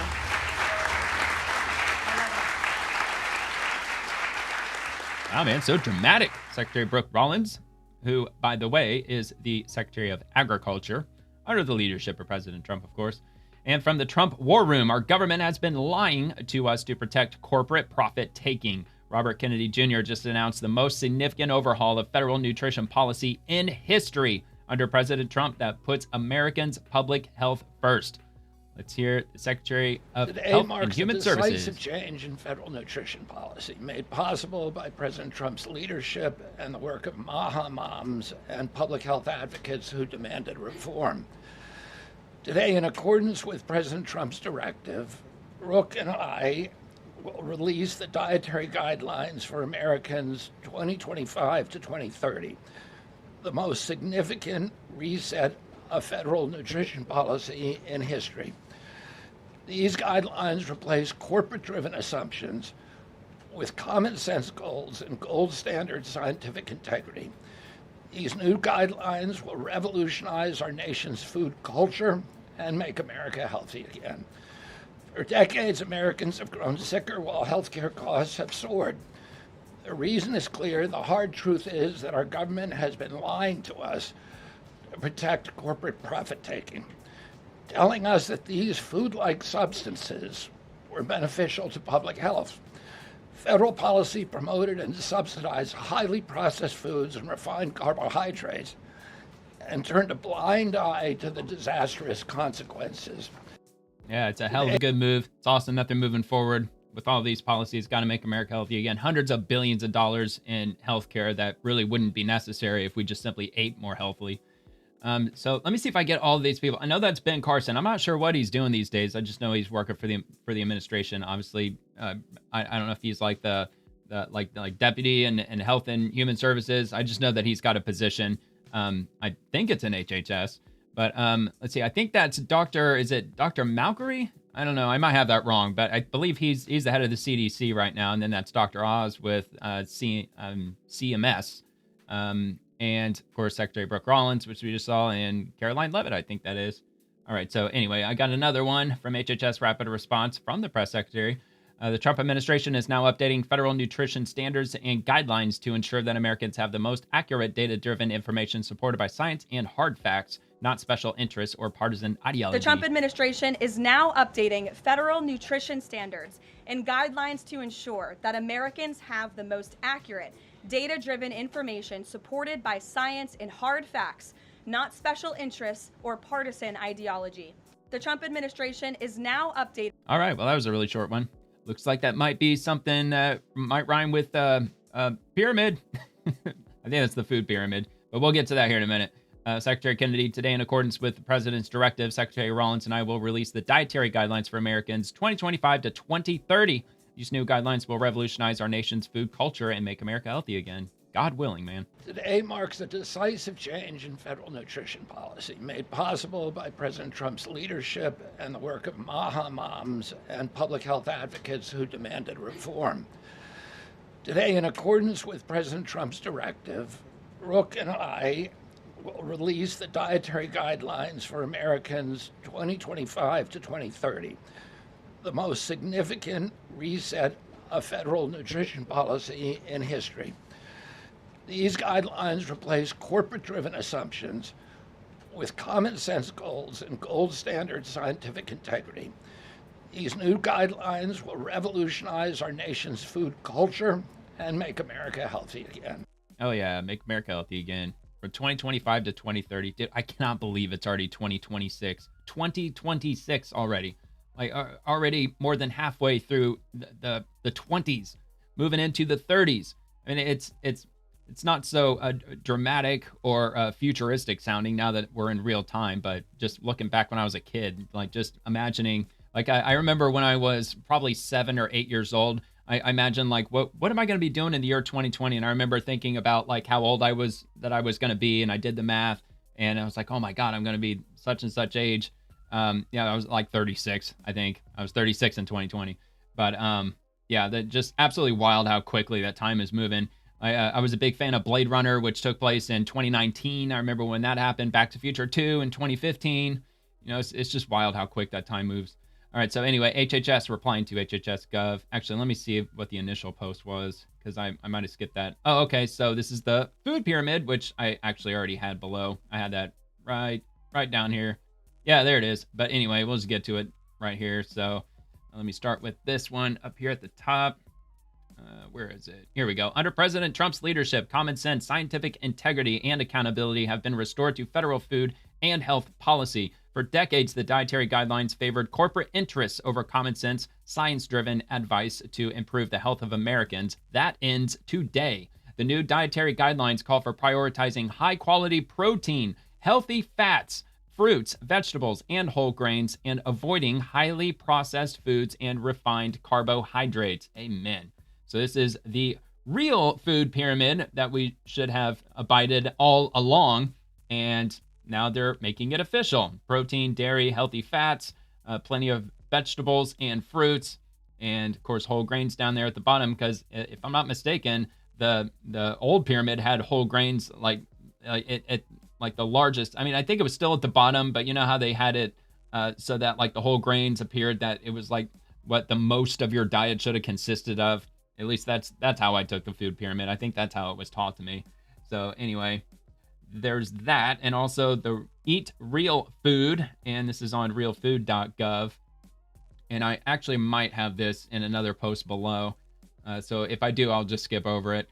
But anyway, because I got it right here in front of me already. So real food starts here. Better health begins on your plate, not in your medicine cabinet. The new dietary guidelines for Americans defines real food as whole, nutrient-dense, and naturally occurring, placing them back at the center of our diets. And I guess we could view the announcement, as long as it's not America too long. is facing a full-scale health emergency. More than 70% of adults are overweight or obese. More than half are diabetic or pre-diabetic. Chronic disease touches nearly every single American family. This did not happen by accident. It happened because real food was pushed aside, replaced by highly processed products. Yep, ultra-processed. Junk food became the foundation of the modern American diet, and we're paying the price with our health. Freaking scary, man. Ends today. We are resetting how our nation eats. Real food is back at the center of the American diet. Real food that nourishes the body, that restores health, that brings back energy, and that builds strength.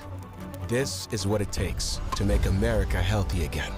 Under the leadership of President Trump, we are reclaiming the food pyramid and fixing a system that has been broken for far too long. Today, HHS Secretary Robert F. Kennedy Jr. and USDA Secretary Brooke Rollins introduced the most significant change to federal nutrition guidance in the history of this nation. This is the new pyramid, dietary guidelines for Americans. A national reset built on real food. National reset. Let's just hope everybody gets on board with it, because, I mean, look, healthy food is expensive. It's more expensive than the ultra-processed junk, and I think that's going to be the biggest hurdle they're going to have to get over. And maybe that should have been my New Year's resolution. I didn't set one this year, but yeah, I got to start watching what I eat. But I've got that crazy freak of nature genetic trait that just allows me to eat whatever the hell I want, and I don't gain anything. You know, I'm over 40 years old, 5'10", I only weigh 130 pounds. I've always been skinny, and you know, for most of my life, I've not watched what I eat at all. If it sounds good, I'll eat it. But yeah, I definitely need to start doing that, because yeah, I mean, look, I don't eat just ultra processed foods. I actually cook dinner from scratch almost every single night. But still, like, I'm guilty of, eating junk food from time to time, although I haven't had a soda in years. I almost never eat like chips, crackers, and cookies, all that, bag stuff. I really don't eat that stuff very often at all. It's just, I mean, especially after COVID. I mean, I had more of a habit of eating just stuff that came in a bag and a box until it started getting more and more expensive. And now it's just absolutely ridiculous. I think like a bag of Oreo cookies, they're like what, like $8 now, or $9? Not the family size, but the regular size. A bag of Doritos. Last I checked, it was like $6.50 or $7 for a standard size bag. And of course, now they're making the same size bag as they always have, but now they're slapping the family size label on the top. They're doing the same thing with cereal too. You're getting that small, skinny 15-ounce box of cereal, but they're calling it like a share size or family size or whatever the hell they're calling it now, with the whole shrinkflation nonsense. All right, so anyway, this comes from Secretary Brooke Rollins. President Trump is making healthy food affordable for all Americans. That's what I was hoping to see. Trump's making healthy food affordable. Let's at least hope so. So, I mean, 2%, look, it's a step in the right direction. Probably not nearly as far as it should be. Although I shop at Aldi. The chicken, which they actually do sell meats there now. If you're older, like middle-aged like me, or even older, you probably remember a time when Aldi, everything was in a can. Everything was like non-perishable for the most part. They didn't sell like cheese and butter and meats and all that. They sell all that stuff now. They even sell wine and beer even. But I'm pretty sure chicken breast on Aldi, I think it's either $2.50 a pound or it's $3 a pound. I think it's $2.50 a pound actually. But anyway, so cheese, pork chops, whole milk, butter, eggs, and you could see the rest. So citrus fruits went down 4.5%. That's a step in the right direction. Eggs went down a lot because of that shortage that never happened, but they said that it happened like almost exactly this time last year, where they said that avian flu or whatever was going around, and they said we had this like massive shortage in eggs, and it turns out that actually wasn't true. On average, the three big egg producers, they produce 180 million eggs on a monthly basis. And at the height of that avian flu epidemic that they told us all about, they went from producing 180 million eggs to it was like 160 million eggs. It was a drop, but it wasn't a drop that justified increasing the cost of eggs by fourfold. And I've said that multiple times already on this show. And I really I'm going to make a note of that to look that up. Because are they still investigating that? They were supposed to open an investigation against those three big egg producers for price gouging. And honestly, I haven't looked it up to see if they either started it or finished it yet. All right, so I looked it up. I hit the pause button. Here we are. Are the three big egg producers being investigated for price gouging over the flu shortage last year? The answer is yes. Major egg producers are currently facing multiple investigations and lawsuits for alleged price fixing and gouging during recent bird flu outbreaks. Key developments as of January of this year. Department of Justice investigation in March of 2025. The DOJ launched an antitrust investigation into the nation's largest egg producers. The probe, led by the Antitrust Division, is examining whether these companies shared non-public supply and pricing information to artificially inflate prices while publicly blaming bird flu. Because I'm telling you, man, it went from like 180 million eggs to 160 million eggs, but they rose prices to reflect that the supply had dropped to like 50 million or something like that, when they didn't lose anywhere near that amount of eggs. So targeted companies, the investigation specifically targets industry giants including Cal-Maine Foods, Rose Acre Farms, Hill and Dale Farms. Cal-Maine has publicly confirmed it is cooperating with civil investigative demand, class action lawsuits. Following the DOJ's announcement, a wave of class action lawsuits was filed in late 2025. These suits, such as those filed by King Cullen Grocery, allege that producers used bird flu as a pretext to justify price hikes that reached record highs of over $6 per dozen in early 2025. I don't know about you, but it was over $10 where I live. Now, I live in a very touristy area. I live in the St. Pete, Florida area, and maybe that possibly was a reason. I'm sure that our food might be a little bit more expensive than it is elsewhere. But yeah, it went up like $10, $11. Now, again, I shop at Aldi. I think it probably did reach probably $6, maybe $7 for a dozen eggs in Aldi. But I know in all the other grocers local to me, Winn-Dixie and Publix, it was a lot more than that. Pricing anomalies, investigators and plaintiffs highlight that wholesale egg prices dropped by more than 60% almost immediately after the DOJ probe became public in April of 2025, which critics suggest indicates the prior high prices were not driven solely by supply and demand. There you go. You would think. And I mean, just for them to be able to do that, dropping almost immediately by 60%, I would just go as far as to say that they fully counted on us to simply just get used to the high price of eggs, and they were just not going to drop them. They were just going to keep the ball rolling. They were just going to, keep cranking out the cash, and they weren't going to drop the price of eggs at all, I don't think, unless, this happened, which obviously it did. So legislative pressure in May of 2025, Senators Elizabeth Warren and Jim Banks urged the DOJ to expand its review, noting that major producers reported record profitability while consumers struggled with costs. And that was a whole nother element. I don't remember the numbers off the top of my head, but yeah, the amount of profits was insane. It was like, it was over 100%. It was like 150 or some odd percent profit returns for, it was like Q1 of 2025 and like Q4 of 2024, like insane profits to the point where it was like shareholders or stakeholders, they were getting like these massive bonuses at the end of the year because they had price gouged the shit out of us. So, all right, so I'll go ahead and move on to the next thing. Secretary Kennedy, he posted this clip, a South Park clip, which I haven't seen. I'm just reacting for the first time to it. I just find it to be an interesting coincidence because my daughter and I, we're watching 2 to 3 episodes of South Park on a nightly basis, and right now we're on season 10. So I just thought this was funny to see. The pyramid doesn't work. We've already tried it. It's upside down. What? Sir, the pyramid is upside down. Turn the pyramid upside down. You can't be serious. That would put I knew it was upside down. Flip the damn food pyramid.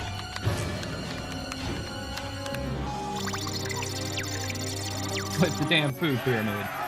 Hell yeah, there you go. Get the president on the phone. Tell him to have some steak with his butter. Steak with his butter. They get the president on, if this were to continue, would it be Mr. Garrison dressed up as Trump, or would it be the new Trump that was animated like they had Saddam Hussein, like they used his real face, but they had the little body with him walking around. They had like little mini J.D. Vance. He was like a little mini me to Dr. Evil. I didn't really like that. I thought they should have kept the Mr. Garrison, President Trump thing going, and for J.D. Vance, they could have done the Mr. Hat, but it had J.D. Vance in his place, but whatever. All right, so Rapid Response 47 introducing the new food pyramid, which we already went through. The House Republican leadership press conference. I think it was like 6-7 minutes. Oh no, it's not. It's a freaking hour long. I'll just listen to just the opening remarks, just hear kind of what the gist of the press conference is. They hold press conferences on a regular basis, so I mean, they might be talking about ongoing affairs in Venezuela. We're going to get to the oil tankers that they seized. I'm going to get to that. I think it's after this segment here. So that might be what they're talking about, or maybe the food pyramid announcement, or maybe they're going to talk about the committee hearing. I mean, there's a lot of stuff that happened today. So let me see if I can get to the very beginning. Actually, it'd probably help if I full screened it first. All right, where is it? Here we go. Well, good morning, everybody, and Happy New Year. Happy New Year. I want us a little somber today, but yesterday our conference lost an extraordinary member, colleague, Doug LaMalfa. Doug LaMalfa devoted his life to serving the people of Northern California. He cared deeply for his community, and he stood proudly for the people and the land that he loved. Doug, you could always count on for his candor, his humor, and sadly, that will be missed, and he will be missed. Our thoughts and prayers are with the LaMalfa family, his wife Jill, and their 4 children, as well as his constituents that he served and cared about so deeply. But even in grief, House Republicans are getting back to the people's work. I covered his passing yesterday. This week, we're cutting red tape to make it cheaper to build and furnish a home. We're advancing 3 appropriation bills. Well, good. That About damn ensure time. spending is accountable to the people. And that's Housing a massive situation is shift from what effing Democrats absurd. have done and have prioritized over the last 4 years. We need to look no further than Minnesota and the That's the video. Waltz That ain't me. waste scheme, of which I'm sure our whip will have something to say about later. I want to be very, very clear about what this Waltz waste scheme was. Here we go. Democrats took The money fraud. from our kids. Democrats Yes, took money damn from straight they your did. kids, the kids who need it most. Well, to be fair, establishment Republicans, pretty much all Republicans, congressional Republicans, they're doing the same thing. It's called the national deficit. Dumped it into fraudulent daycare facilities. But yeah, this is way worse. And turned the other way when this abuse was reported. This has been their pattern, so this really shouldn't over a surprise decade. anybody. But what's happening there is absolutely disgusting. Tim Waltz can announce that he won't run again for governor, Not but good he enough. will still be held accountable by House February 10th, right? Republicans. Yeah. And that's exactly what we're doing this week in the House Oversight Committee. Republicans' efforts this week build on what we delivered in 2025, the largest middle-class tax cut in history. Okay. I don't want to hear about the one big beautiful bill. I know it's a good bill, passed a lot of good stuff. So it sounds like that they're just briefing us on what the committee is going to be covering, which we already saw the highlights of that. So I'll move on. If you want to see the whole thing, I'll repost that. Again, there's a direct link to my profile down below. And this is from House Democrats from today, the weekly press conference. And I'll give it a minute or two, just like the first one. It's great to be with all of you and joined with Vice Chair Ted Of course, they're Lieu, complaining and about welcoming Obamacare. you back. Of course, they won't say it. This is They won't say gonna be a Obamacare. week, here, but thanks to all of you for your work and for continuing your work in It's the Republicans' healthcare covering crisis. Congress. We're here Obamacare today is. because the American people have been clear for more than a year. The Biden Obamacare They need us subsidies. to lower costs. They're not and they being need us extended, to do even though it was Democrats who were the ones that set that timeline for 3 years. now. But instead, Donald Trump has Which been expired a breaking week his ago. promises to the hardworking Americans who put him in office. Remember when he promised to lower costs on day one? Popular What majority, did baby. he do instead?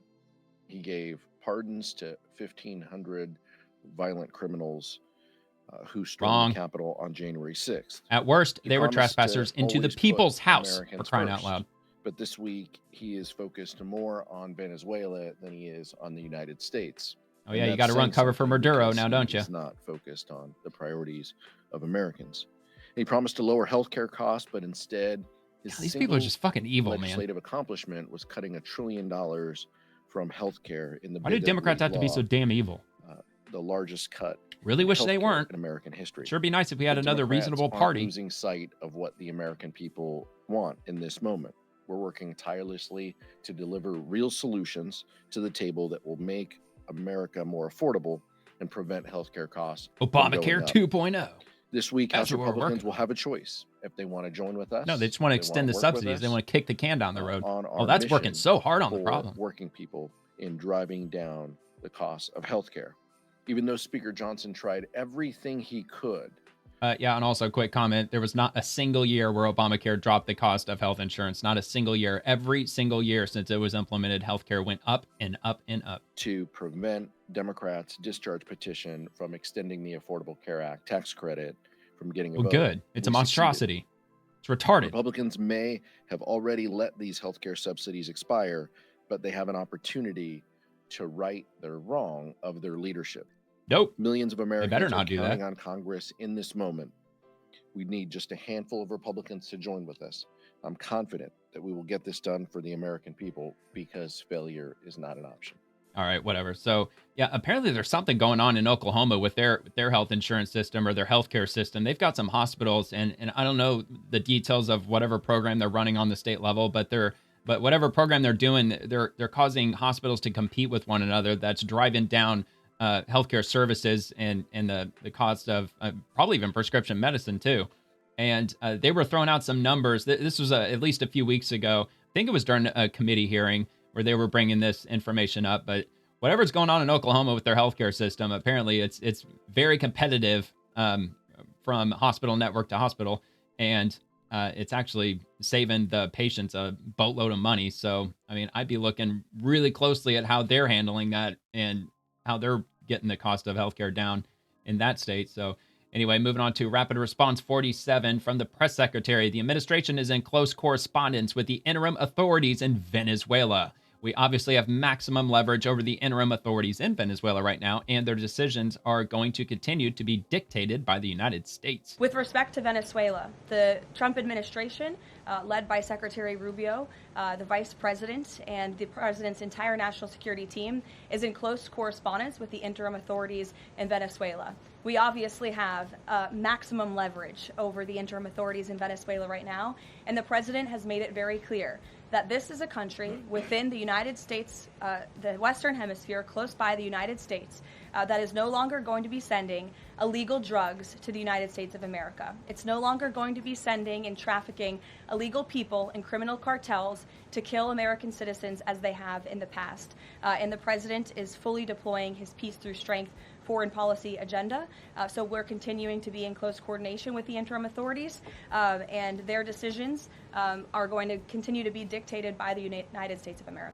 Oh, well, I'm sure they're still going to try. They're still going to try to send drugs and criminals and what have you up here because they might have gotten Maduro out of the way, but the Cartel de las Soles, Cartel de las Soles, that's supposedly the cartel that Maduro was the head of. I'm sure they weren't all arrested, so they're going to continue doing whatever it is that they're doing. And I'm sure there's going to be a power vacuum as far as who's going to be leading that cartel. Anyway, earlier I did this a press conference, forgot to repost it, so I'm reposting it right now. And if you want to check that out. All right, so, okay, next one. Press Secretary, Venezuela releasing oil into the United States. This was a deal. This was a deal made by the president and his team with the Venezuelan interim authorities. This will benefit both the American people and the Venezuelan people. Well, as you saw, the president announced last night, this was a deal. This was a deal made by the president and his team with the Venezuelan interim authorities. This will benefit both the American people and the Venezuelan people. And Secretary Wright and the Department of Energy are working with the interim authorities and also with the private oil industry to execute on this historic energy deal. Oh, great. Democrats are going to love that. That's not only good for the United States, but it's also going to revive the prosperity, the safety, the security. I told you he's cozying up to his billionaire oil buddies. Venezuela as well. Well, yeah, as you saw, I already could see that, and the Democrats are going to jump all over that.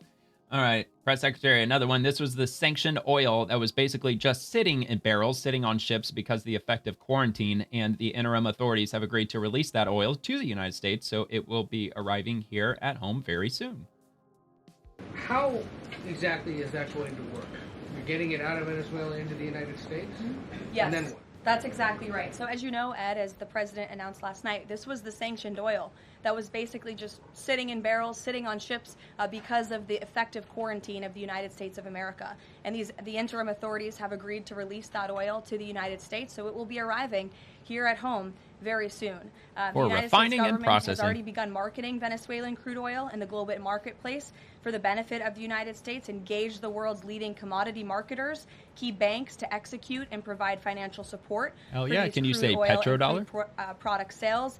All proceeds from the sale of Venezuelan crude oil and products will first settle in U.S.-controlled accounts at globally recognized banks to guarantee the legitimacy and integrity of the ultimate distribution Oh, man, Democrats of are gonna proceeds, hate and that. those funds will be dispersed for the benefit of the American people and the Venezuelan people at the discretion of the United States government. Look, I'm assuming there had to have been some pact, some agreement that the United States had with Venezuela years ago. Like, when was it Hugo Chavez or whoever came into power that turned Venezuela into a leftist hellhole? I think it was like, 25 years ago. But prior to that, I believe there were American companies that were, I don't know if they were drilling for oil, refining oil, whatever, that they were engaged with Venezuela with their oil reserves or their oil fields. And I'm assuming there's probably got to be something on paper. I don't think that, legally speaking, we could just go in and just start extract an oil. Maybe they're being that brazen. I don't know. I'm completely ignorant when it comes to that. Don't know the details. All I know is what I've read on here so far as this whole process has been evolving ever since Maduro got arrested.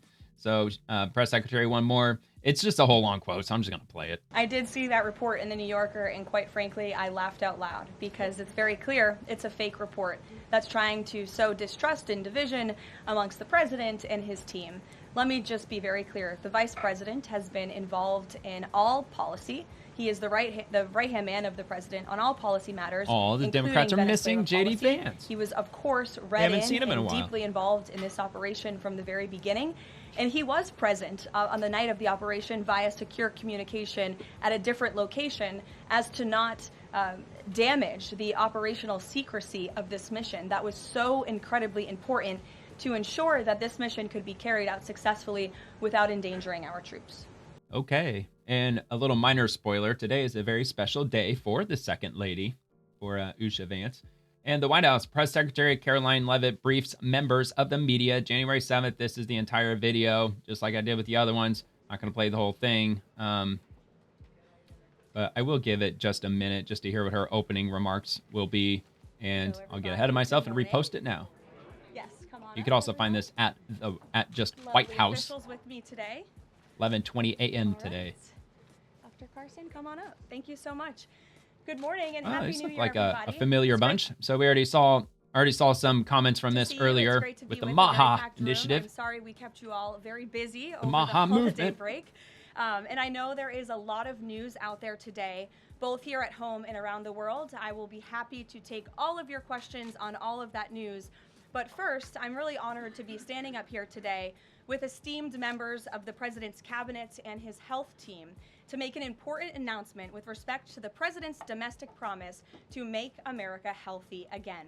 Okay, so we got through those. We got through the highlights and everything. I did repost that. You can check that out.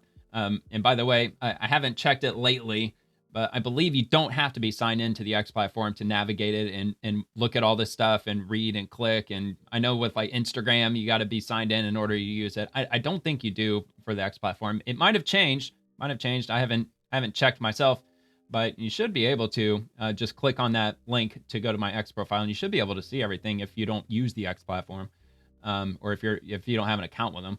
All right, so from the White House, you can run, but you can't hide. In pre-dawn operations this morning, the U.S. Coast Guard boarded 2 Ghost Fleet tankers in the North Atlantic Sea and in international waters near the Caribbean. Both vessels were either last docked in Venezuela or en route to it. Watch the U.S. Coast Guard boarding Ghost Fleet tankers in 2 pre-dawn operations. Let's take a little watch at this. Thought it'd be dramatic. It doesn't look like any audio, so that's a little awkward for me because it's kind of hard to narrate something that you haven't seen yet. Looks like a helicopter. It looks like it's on fire. Probably not on fire. I'm assuming that's infrared. Which of course you can see the what are the smokestacks or whatever those things are. A lot of heat coming out of the vessel. Which is kind of crazy that an oil tanker would have that kind of heat powering the vessel. But, how else are you going to do it? All right, here we go. Here comes the cavalry, the U.S. Coast Guard. Boarding the vessel. They didn't say whether if this was the one in the North Atlantic or the one in the Caribbean. I guess it doesn't really matter all that much. Oil tankers are oil tankers. Looks like maybe another one, or is that just another shot from the initial? I'm assuming that's a second helicopter. They're probably dropping off more. All right, skip up a little bit. It looks like it's just completely engulfed in flames. That's crazy. Oh yeah, man, they're just sliding right on down. I can't remember what that's called. I looked up that term because around Christmas time, the Department of War, they had like this Santa Claus spectacle for the kids right outside of the Pentagon, and they had some military guys or special agents. They were doing the same thing, using ropes to scale down the building. But I can't remember what that term was.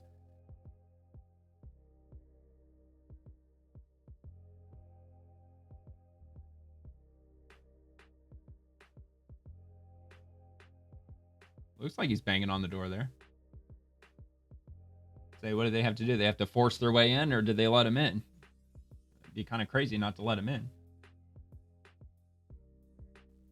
Though I'd understandably be freaked out too. All of a sudden a helicopter lands on your vessel. But one of these two vessels, they know exactly what's going on because they've been actively evading the U.S. Coast Guard or the military or whoever it was that's been looking for them. I'm assuming it was the Coast Guard. Just like I said earlier, they took down their nation's flag. They put up a different nation's flag, and then they also changed the name. They actually painted over the name of their ship, and they gave it a different name to try to evade capture. All right, so I think that's good enough, right? I think that's good enough. Again, I'll repost that too. All right, Pete Hegseth, the blockade of sanctioned and illicit Venezuelan oil remains in full effect. From U.S. Southern Command, in a pre-dawn action this morning, the Department of War, in coordination with the Department of Homeland Security, apprehended a stateless sanctioned Dark Fleet motor tanker without incident. The interdicted vessel, MT Sophia, was operating in international waters and conducting illicit activities in the Caribbean Sea. The U.S. Coast Guard is escorting MT Sophia to the U.S. for final disposition. Through Operation Southern Spear, the Department of War is unwavering in its mission to crush illicit activity in the Western Hemisphere. We will defend our homeland and restore security and strength across the Americas. And this looks different. Maybe this is the other tanker. Oh, see, they put sound on this one.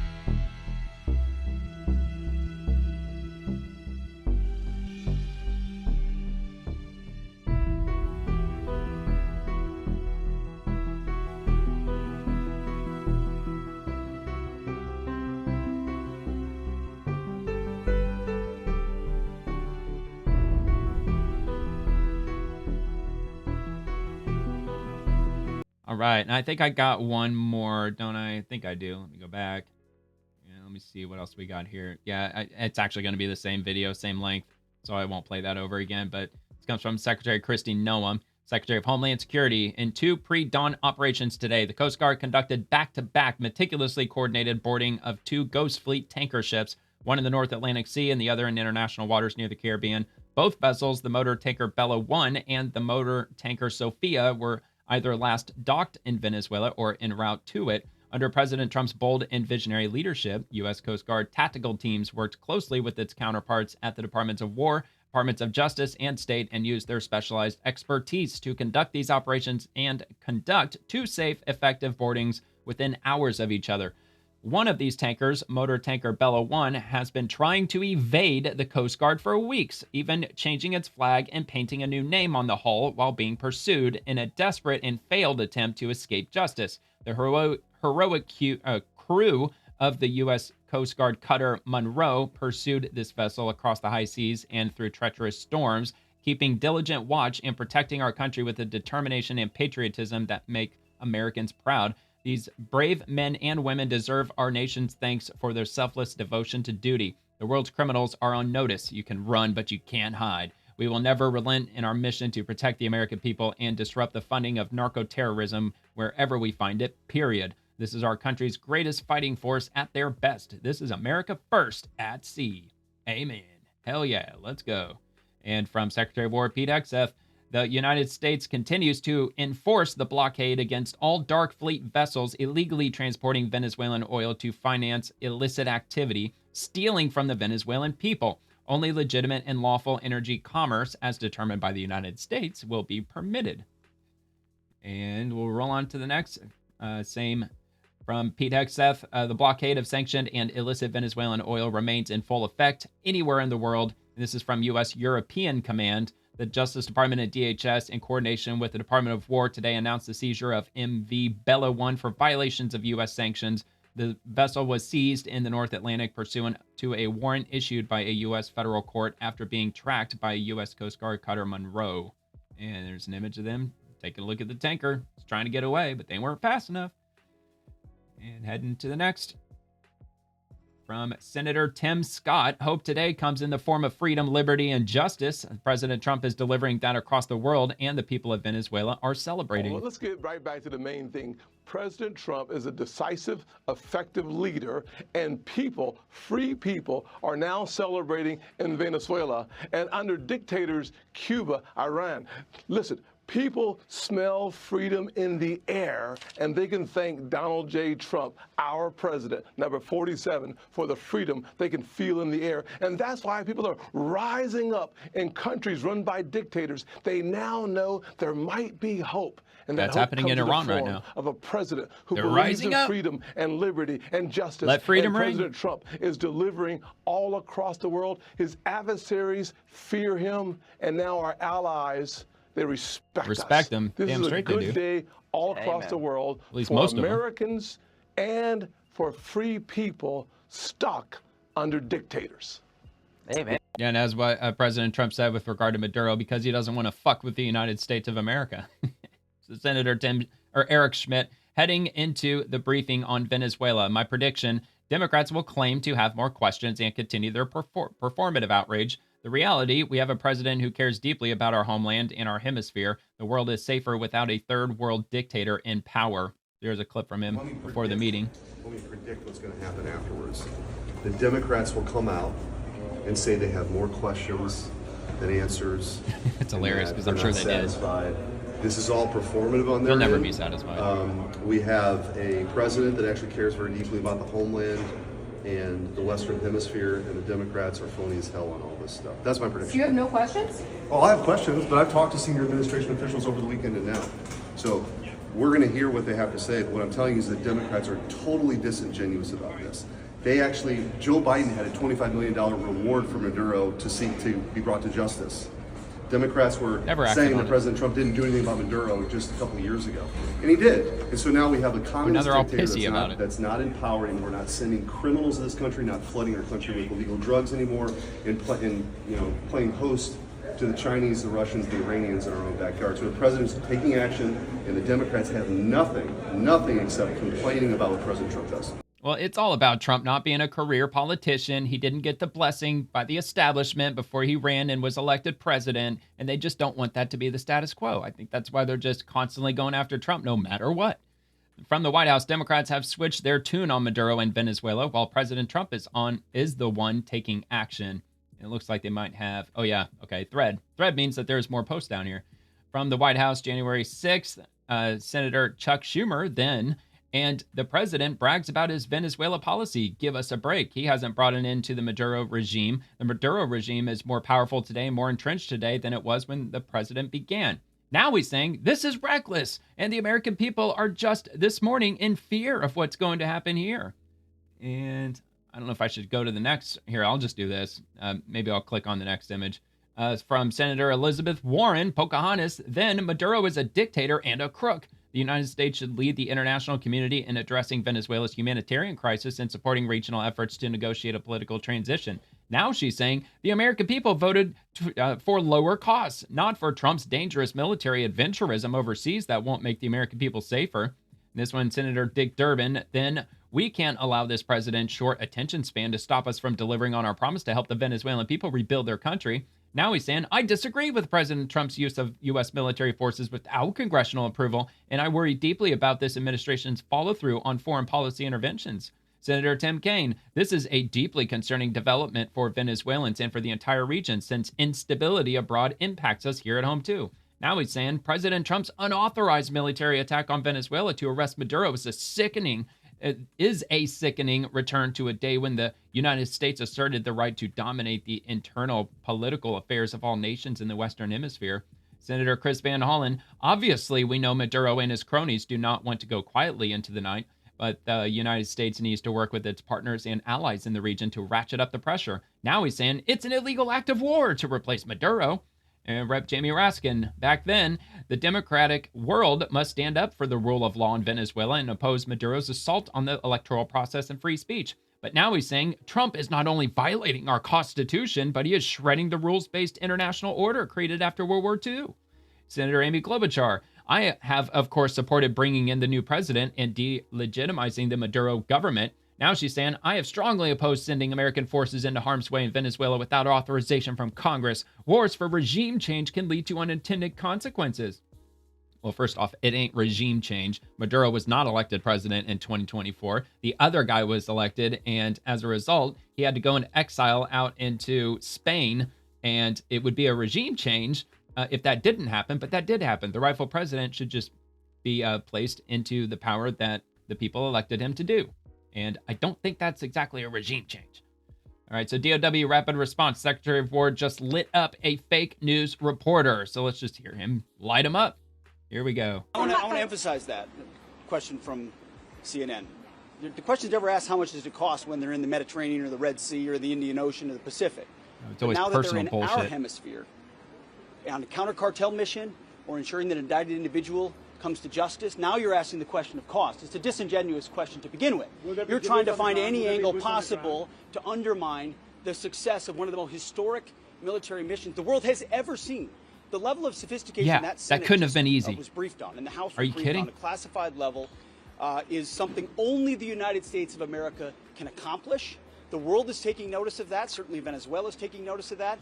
And it continues because two oil tankers, overnight, were seized by the United States of America, stateless or sanctioned, because the oil blockade, the quarantine of oil out of unsanctioned or stateless, sanctioned or stateless vessels continues. That leverage will continue as Secretary Rubio outlined. So our military is prepared to continue this. As he said, the president, when he speaks, he means it. He's not messing around. We are an administration of action to advance our interests, and that is on full display. We're happy to brief the House. All right. Well, and we also can't forget the fact that Venezuela has had an air force since 1947. Venezuela also has a military. Maduro also was the leader of a major cartel. So having all of these forces potentially at his disposal for us to be able to go in there and freaking capture him and leave the country without losing a single U.S. soldier is just nothing short of a freaking miracle or spectacular. I mean, I don't want to go as far as to call it a miracle because, they're just really good at what they do, and that's how they were able to apprehend him. But unlike the Democrats, this time they took the leader alive, unlike what they did in Benghazi or in Libya with Gaddafi. They ended up killing him. All right, Mark Wayne Mullen, I've been in hundreds of classified briefings. That was by far the best bipartisan briefing I've ever attended. What? While I can't go into operational details, we should be very proud of our American military for bringing a drug trafficking killer like Nicolas Maduro to justice. So Democrats, it seems like they might be in some, if not plenty, of agreement behind closed doors, but of course they can't let their constituents know that. They have to keep playing stupid politics and just driving a wedge between the American people. All right, Rapid Response 47, Secretary Wright on Venezuela, and it's just going to be another quote, so let's hear this on CNN. Well, think of the leverage the United States has. All of their revenue from oil, which is the dominant way they fund the government, is controlled he's by the energy United secretary, States. by the way. We're going to sell that crude, we're going to put it in accounts, and we're going to distribute that funds to the interim authorities in Venezuela and align that with incentives to improve their behavior, end the criminality, reduce the risk to America and the risk to their own citizens, and work with us to construct more confidence in that. But of course, with time, you're going to have a different government that's going to be representative of the Venezuelan people. But you can't do that on day 1 or on day 10. We want to keep the country from collapsing, and we want to immediately stop its enormous damage to the United States, exporting gangs, drugs, money, bringing our adversaries into the Western Hemisphere, giving them bases of operations.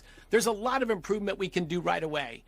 Yeah, there's a lot. And the coming days are going to be absolutely critical because there is a power vacuum, and hopefully there is a peaceful transition of power because that's exactly what the people of Venezuela want.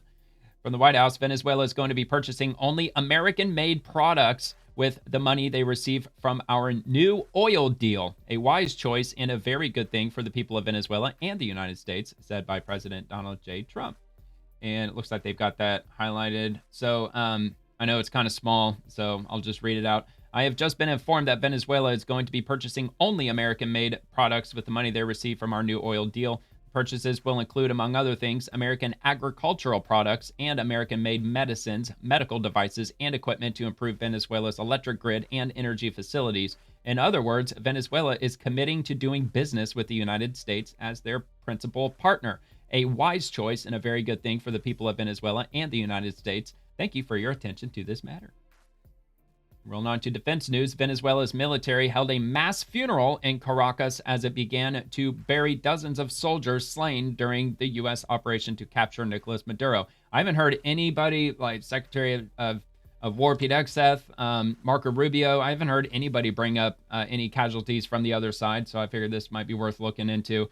The only number that I heard, I believe it was 40, maybe it was 60, somewhere between 40 and 60. That was the claim that I read as far as how many Venezuelans were killed. And I think that's whichever article I read that from, that's the way they were framing it, that they were Venezuelan citizens. They didn't call him, Maduro's Gestapo or his secret police or his bodyguards. Like, they didn't word it that way. They just called them Venezuelans. So Venezuela's military held a mass funeral in the country's capital on Wednesday as it began to bury dozens of soldiers slain during the United States weekend operation to capture former President Nicolas Maduro. Men carried wooden caskets cloaked in the Venezuelan flag past rows of uniformed officers. Singing echoed out from a nearby church in Caracas, and music from a military orchestra ceremony echoed over the cemetery, while throngs of family members and soldiers marched behind a row of caskets. Let me see if we can get like a number. Okay, here we go. Cuba's government on Sunday announced that 32 Cuban military and police officers working in Venezuela had died in the operation, prompting 2 days of mourning on the Caribbean island. So yeah, that's pretty much it. Like, they've got quotes and things like that. So as I've said many times over, it'll be linked if you want to take a look at that below. And from DOW Rapid Response, this is another post from the president. After long and difficult negotiations with senators, congressmen, secretaries, and other political representatives, I have determined that for the good of our country, especially in these very troubled and dangerous times, our military budget for the year 2027 should not be $1 trillion, but rather $1.5 trillion. This will allow us to build the dream military that we have long been entitled to, and more importantly, that will keep us safe and secure regardless of foe. If it weren't for the tremendous numbers being produced by tariffs from other countries, many of which in the past have ripped off the United States at levels never seen before, I would stay at the $1 trillion number, but because of tariffs and the tremendous income that they bring, amounts being generated that would have been unthinkable in the past, especially just 1 year ago during the sleepy Joe Biden administration, the worst president in the history of our country, we are able to easily hit the $1.5 trillion number while at the same time producing an unparalleled military force and having the ability to, at the same time, pay down debt and likewise pay a substantial dividend to moderate income patriots within our country. See, that's what I was about to bring up until he mentioned that at the end. Like, I thought we were going to get like $5,000 checks. I thought that the money was going to go to, I don't even know, like they've been throwing around all kinds of different things that they want to use the tariff money for.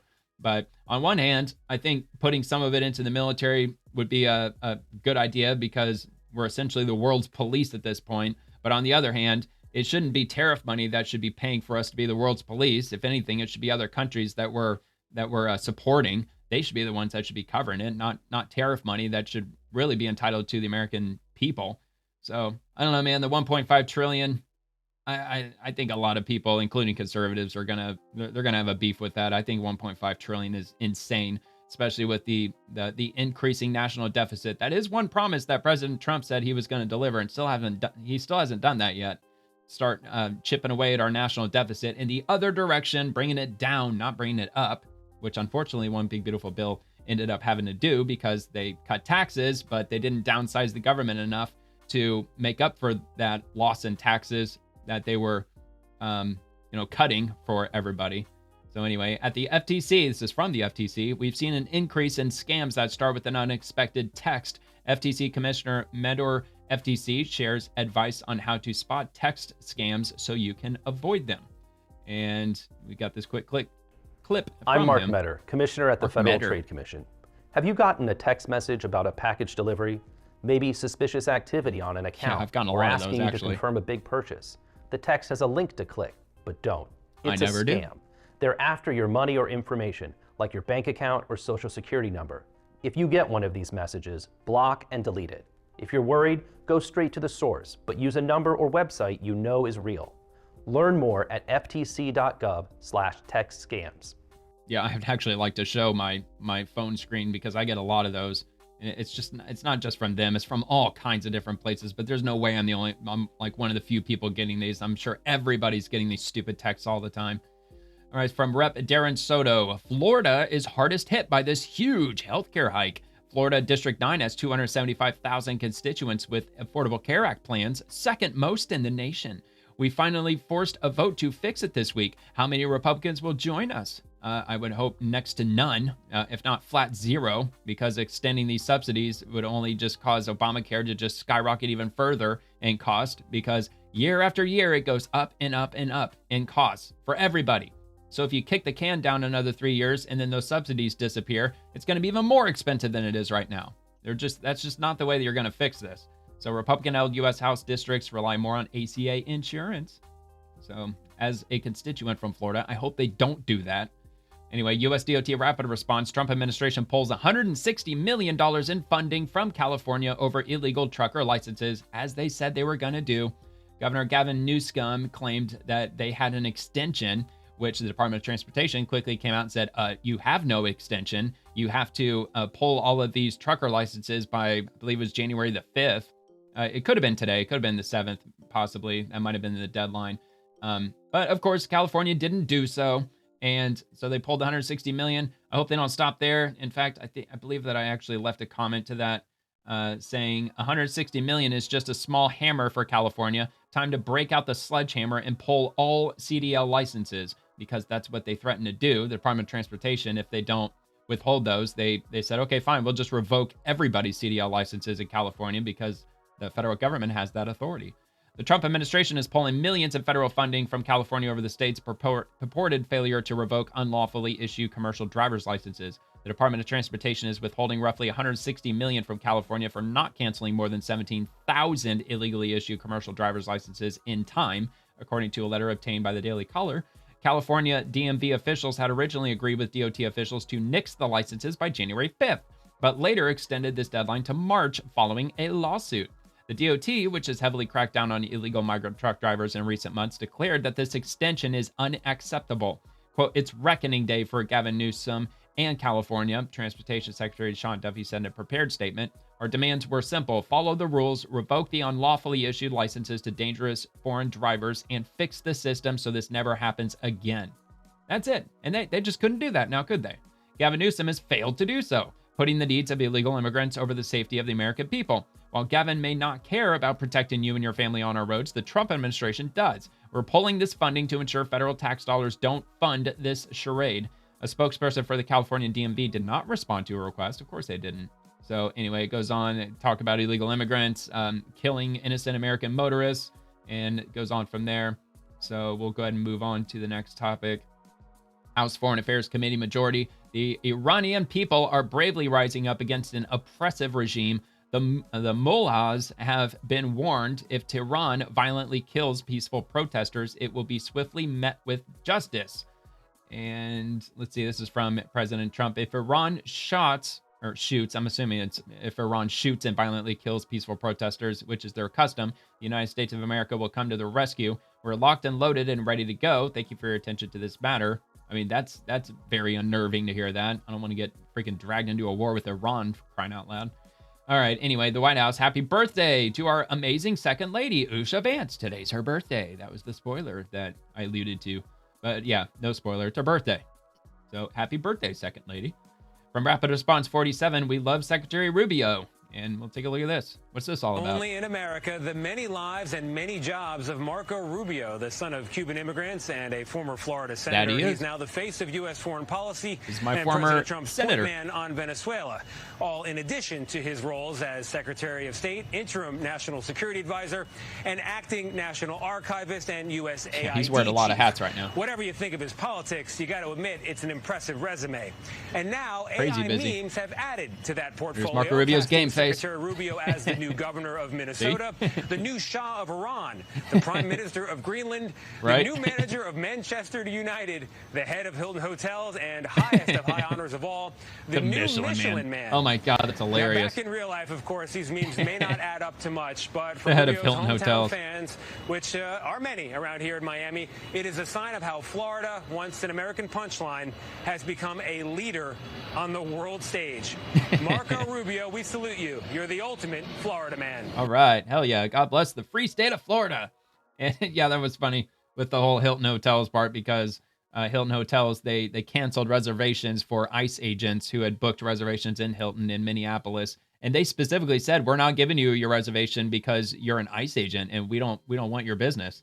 They were that brazen with it. So moving on to FBI Director Kash Patel, January 7th. Here's the next one. Every day, Kash Patel, he's posting updates on what the FBI has been doing. He wants to be as transparent as possible. So January 7th, transformation of the outdated Strategic Information and Operations Center, the SIOC, into the Director Strategic Information Center, the DSIC. The creation of the DSIC is a massive overhaul of the FBI's operational command and control node, refocusing the FBI on high-speed, rapid dissemination of information. We've rebuilt the FBI's Global Operations Center to ensure real-time awareness of threats and deployment to critical incidents. The new FBI now moves quicker and more efficiently to respond more effectively to the taxpayers we work for. Speed and quality delivery across the enterprise in dynamic threat situations, including assisting local partners. Some of the new DSIC key elements include physical upgrades. The DSIC expanded its operational footprint with reconfigured workspaces, dedicated collaboration areas, and improved visibility for real-time coordination across teams. Also, personnel increases with purpose, added staffing to strengthen 24/7 watch coverage, improve surge capacity during major incidents, and ensure faster handoffs from intelligence and analysis to operational decision-making. Zero latency. We've slashed notification times. When a critical incident hits, the FBI is now in real time rapidly deploying information. Unified structure, maximizing a whole of government approach. We've eliminated silos that led to stovepiping of information. Proactive threat identification. We've shifted to proactive awareness to identify and enable mitigation of threats before they escalate. In crushing violent crime, for example, this change has directly led to doubling our number of VC arrests from a year ago. And executive command increased day-to-day integration with key federal, state, and local partners with more routine touchpoints, shared situational awareness, and quicker problem solving during time-sensitive events, which he posted this morning at 8:42 a.m. I don't have any disputes on that. I think that's all good. It's all good news for the FBI. And moving to DEA Houston, there is nothing cool about this Kool-Aid. Hashtag DEA.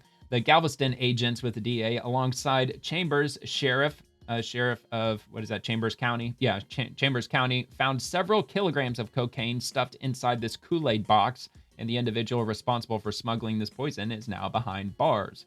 That's a first. I figured I'd share that because I've never seen them smuggle drugs in Kool-Aid before. So I guess there's a first time for everything. And from the criminal division, the Justice Department announces largest distribution of over $2.8 billion to compensate victims of state-sponsored terrorism. Quote, the distribution announced today brings the total compensation provided by the United States Victims of State-Sponsored Terrorism Fund to over $10 billion, said Assistant Attorney General A. Tyson Duva. The criminal division is honored to serve this victim community by administering the fund. No amount of money can ever make the victims of these terrible acts whole, but this distribution aims to provide some measure of justice. And they'll have more information in that link, which is at justice.gov/OPA/PR/Justice Department, so on and so forth. Yeah, YouTube, they don't show the entirety of the link. They only show like the first 100 characters or whatever down below in the description. So yeah, at least you can get the first part of it if you want to take a look at that. And we'll roll on to the next. Okay, yeah, we already read that. So GOP from 11 hours ago from President Trump. Remember, for all of those big NATO fans, they were at 2% GDP and most weren't paying their bills until I came along. The USA was foolishly paying for them. I respectfully got them to 5% GDP and they pay immediately. Everyone said that couldn't be done, but it could because beyond all else, they are all my friends. Without my involvement, Russia would have all of Ukraine, but right now, remember also I single-handedly ended 8 wars, and Norway, a NATO member, foolishly chose not to give me the Nobel Peace Prize. But that doesn't matter. What does matter is that I saved millions of lives. Russia and China have zero fear of NATO without the United States, and I doubt NATO would be there for us if we really needed them. Everyone is lucky that I rebuilt our military in my first term and continue to do so. We will always be there for NATO, even if they won't be there for us. The only nation that China and Russia fear and respect is the DJT rebuilt USA Make America Great Again, President Donald J. Trump. There you have it. And U.S.-China Commission.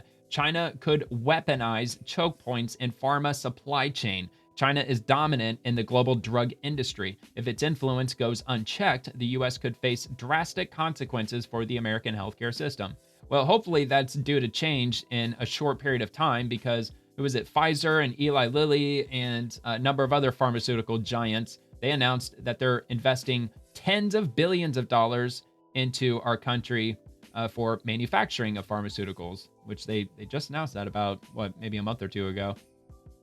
As well as Trump announcing, what was it? Trump RX? Is that what it was? TrumpRx.gov? TrumpRx.gov. Let's see if that's up yet. Probably not, because he hasn't announced it. Find your medication for the lowest price coming soon. So yeah, I'm sure that'll be, once that's up and running, I'm sure he'll make a big announcement about it, because he's been pushing that website for a while now. And where do we got it? Okay, so we got it right here. U.S. Commission warns China could weaponize choke points in pharma supply chain. China is becoming an increasingly dominant figure in the global pharmaceutical industry, according to a new report from the U.S. China Economic and Security Review Commission. And if the country's influence continues to go unchecked, the U.S. could face drastic consequences for the American healthcare system. The report, shared with Congress on Tuesday, found that China has leverage over several key inflection points across the U.S. drug supply chain and pharmaceutical development cycle, including active pharmaceutical ingredient production, contract R&D, research and development, and manufacturing, and the development of innovative new therapeutic candidates. The Commission's warnings come shortly after a separate group, the National Security Commission on Emerging Biotechnology, or the NSCEB, argued that a $15 billion investment was needed to bolster U.S. leadership in the biotechnology sector and prevent China from taking the lead in innovative drug development. Look, dude, Big Pharma, they got way more than $15 billion. They could pool their resources together and make that happen. U.S. innovation is falling behind. Notably, one concern flagged by the NSCEB is echoed in the latest report: the number of licensing deals involving IP from Chinese biotechs. And you know what? It's because of I'm assuming, well, no, I'm positive that it's because of Big Pharma that China has gained such a chokehold in our pharmaceutical industry anyway, because they were just looking for cheap processing, cheap manufacturing, cheap labor. And if they had just kept everything in-house, we wouldn't be worrying about this. In the past few years, U.S. drug makers have increasingly turned to China as a go-to source in best-in-class and first-in-class drugs. Well, if that's the case, then they can fuck off with that need for a $15 billion investment. They're going to have to pull those resources themselves. The surge of interest in China-originated assets not only reflects growing confidence from global companies and investors in the region's innovative drug ecosystem, but also their hopes that they can advance novel assets more quickly and at a lower cost than their Western counterparts. For further analysis on this trend, view this link. Investor confidence builds around Chinese assets with caveats, and then another one: cross-border deals still worth the risk despite rising U.S.-China tensions. And we got this from America 250. On January 7th of 1789, America completed its first presidential election under the newly ratified Constitution. George Washington was unanimously elected by the Electoral College with 69 votes, setting a powerful precedent. There you have it, man. George Washington, we elected him January 7th, 1789. And this comes from the CIA. The CIA relies on its Directorate of Analysis to deliver timely, relevant, and insightful analysis on the world's most challenging problems. Innovation, expertise, and collaboration are keys to analytic success and U.S. national security. Analysis for a more secure tomorrow. Directorate of Analysis. And you can learn more at CIA.gov careers. Of course, they're not going to give you any more details because they're the CIA, but I guess if you want a job with them, you go through that insanely rigorous process to become an employee for the CIA. But they don't post very often, so I came across that and figure why not share it. And I got this from the Federal Highway Administration. Did you know there are more vehicles than drivers? In 2023, the number of registered vehicles to licensed drivers was 1.2 vehicles per person. God bless America, man. Only in America can you have a number of vehicles to your name and really not have to worry about it, financially speaking. At least, I guess not up until recently. You know, like after our economy just got inflated beyond belief. I'm sure there's probably fewer Americans now that have multiple cars each. But anyway, there are more vehicles than drivers. In 2023, the number of registered vehicles to licensed drivers was 1.2 vehicles per person. From the U.S. Department of Transportation, Federal Highway Administration. And finally, I got this from NASA Universe, and it says, are these images fireworks or star clusters in space? These space images resemble fireworks because star clusters are groups of stars that share an origin, forming at roughly the same time and location, and are tied together by gravity for millions or even billions of years. So the video, is it a star cluster or fireworks? So they'll show you all four of these images.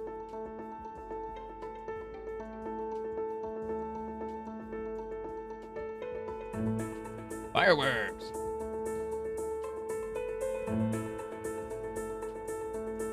Fireworks again.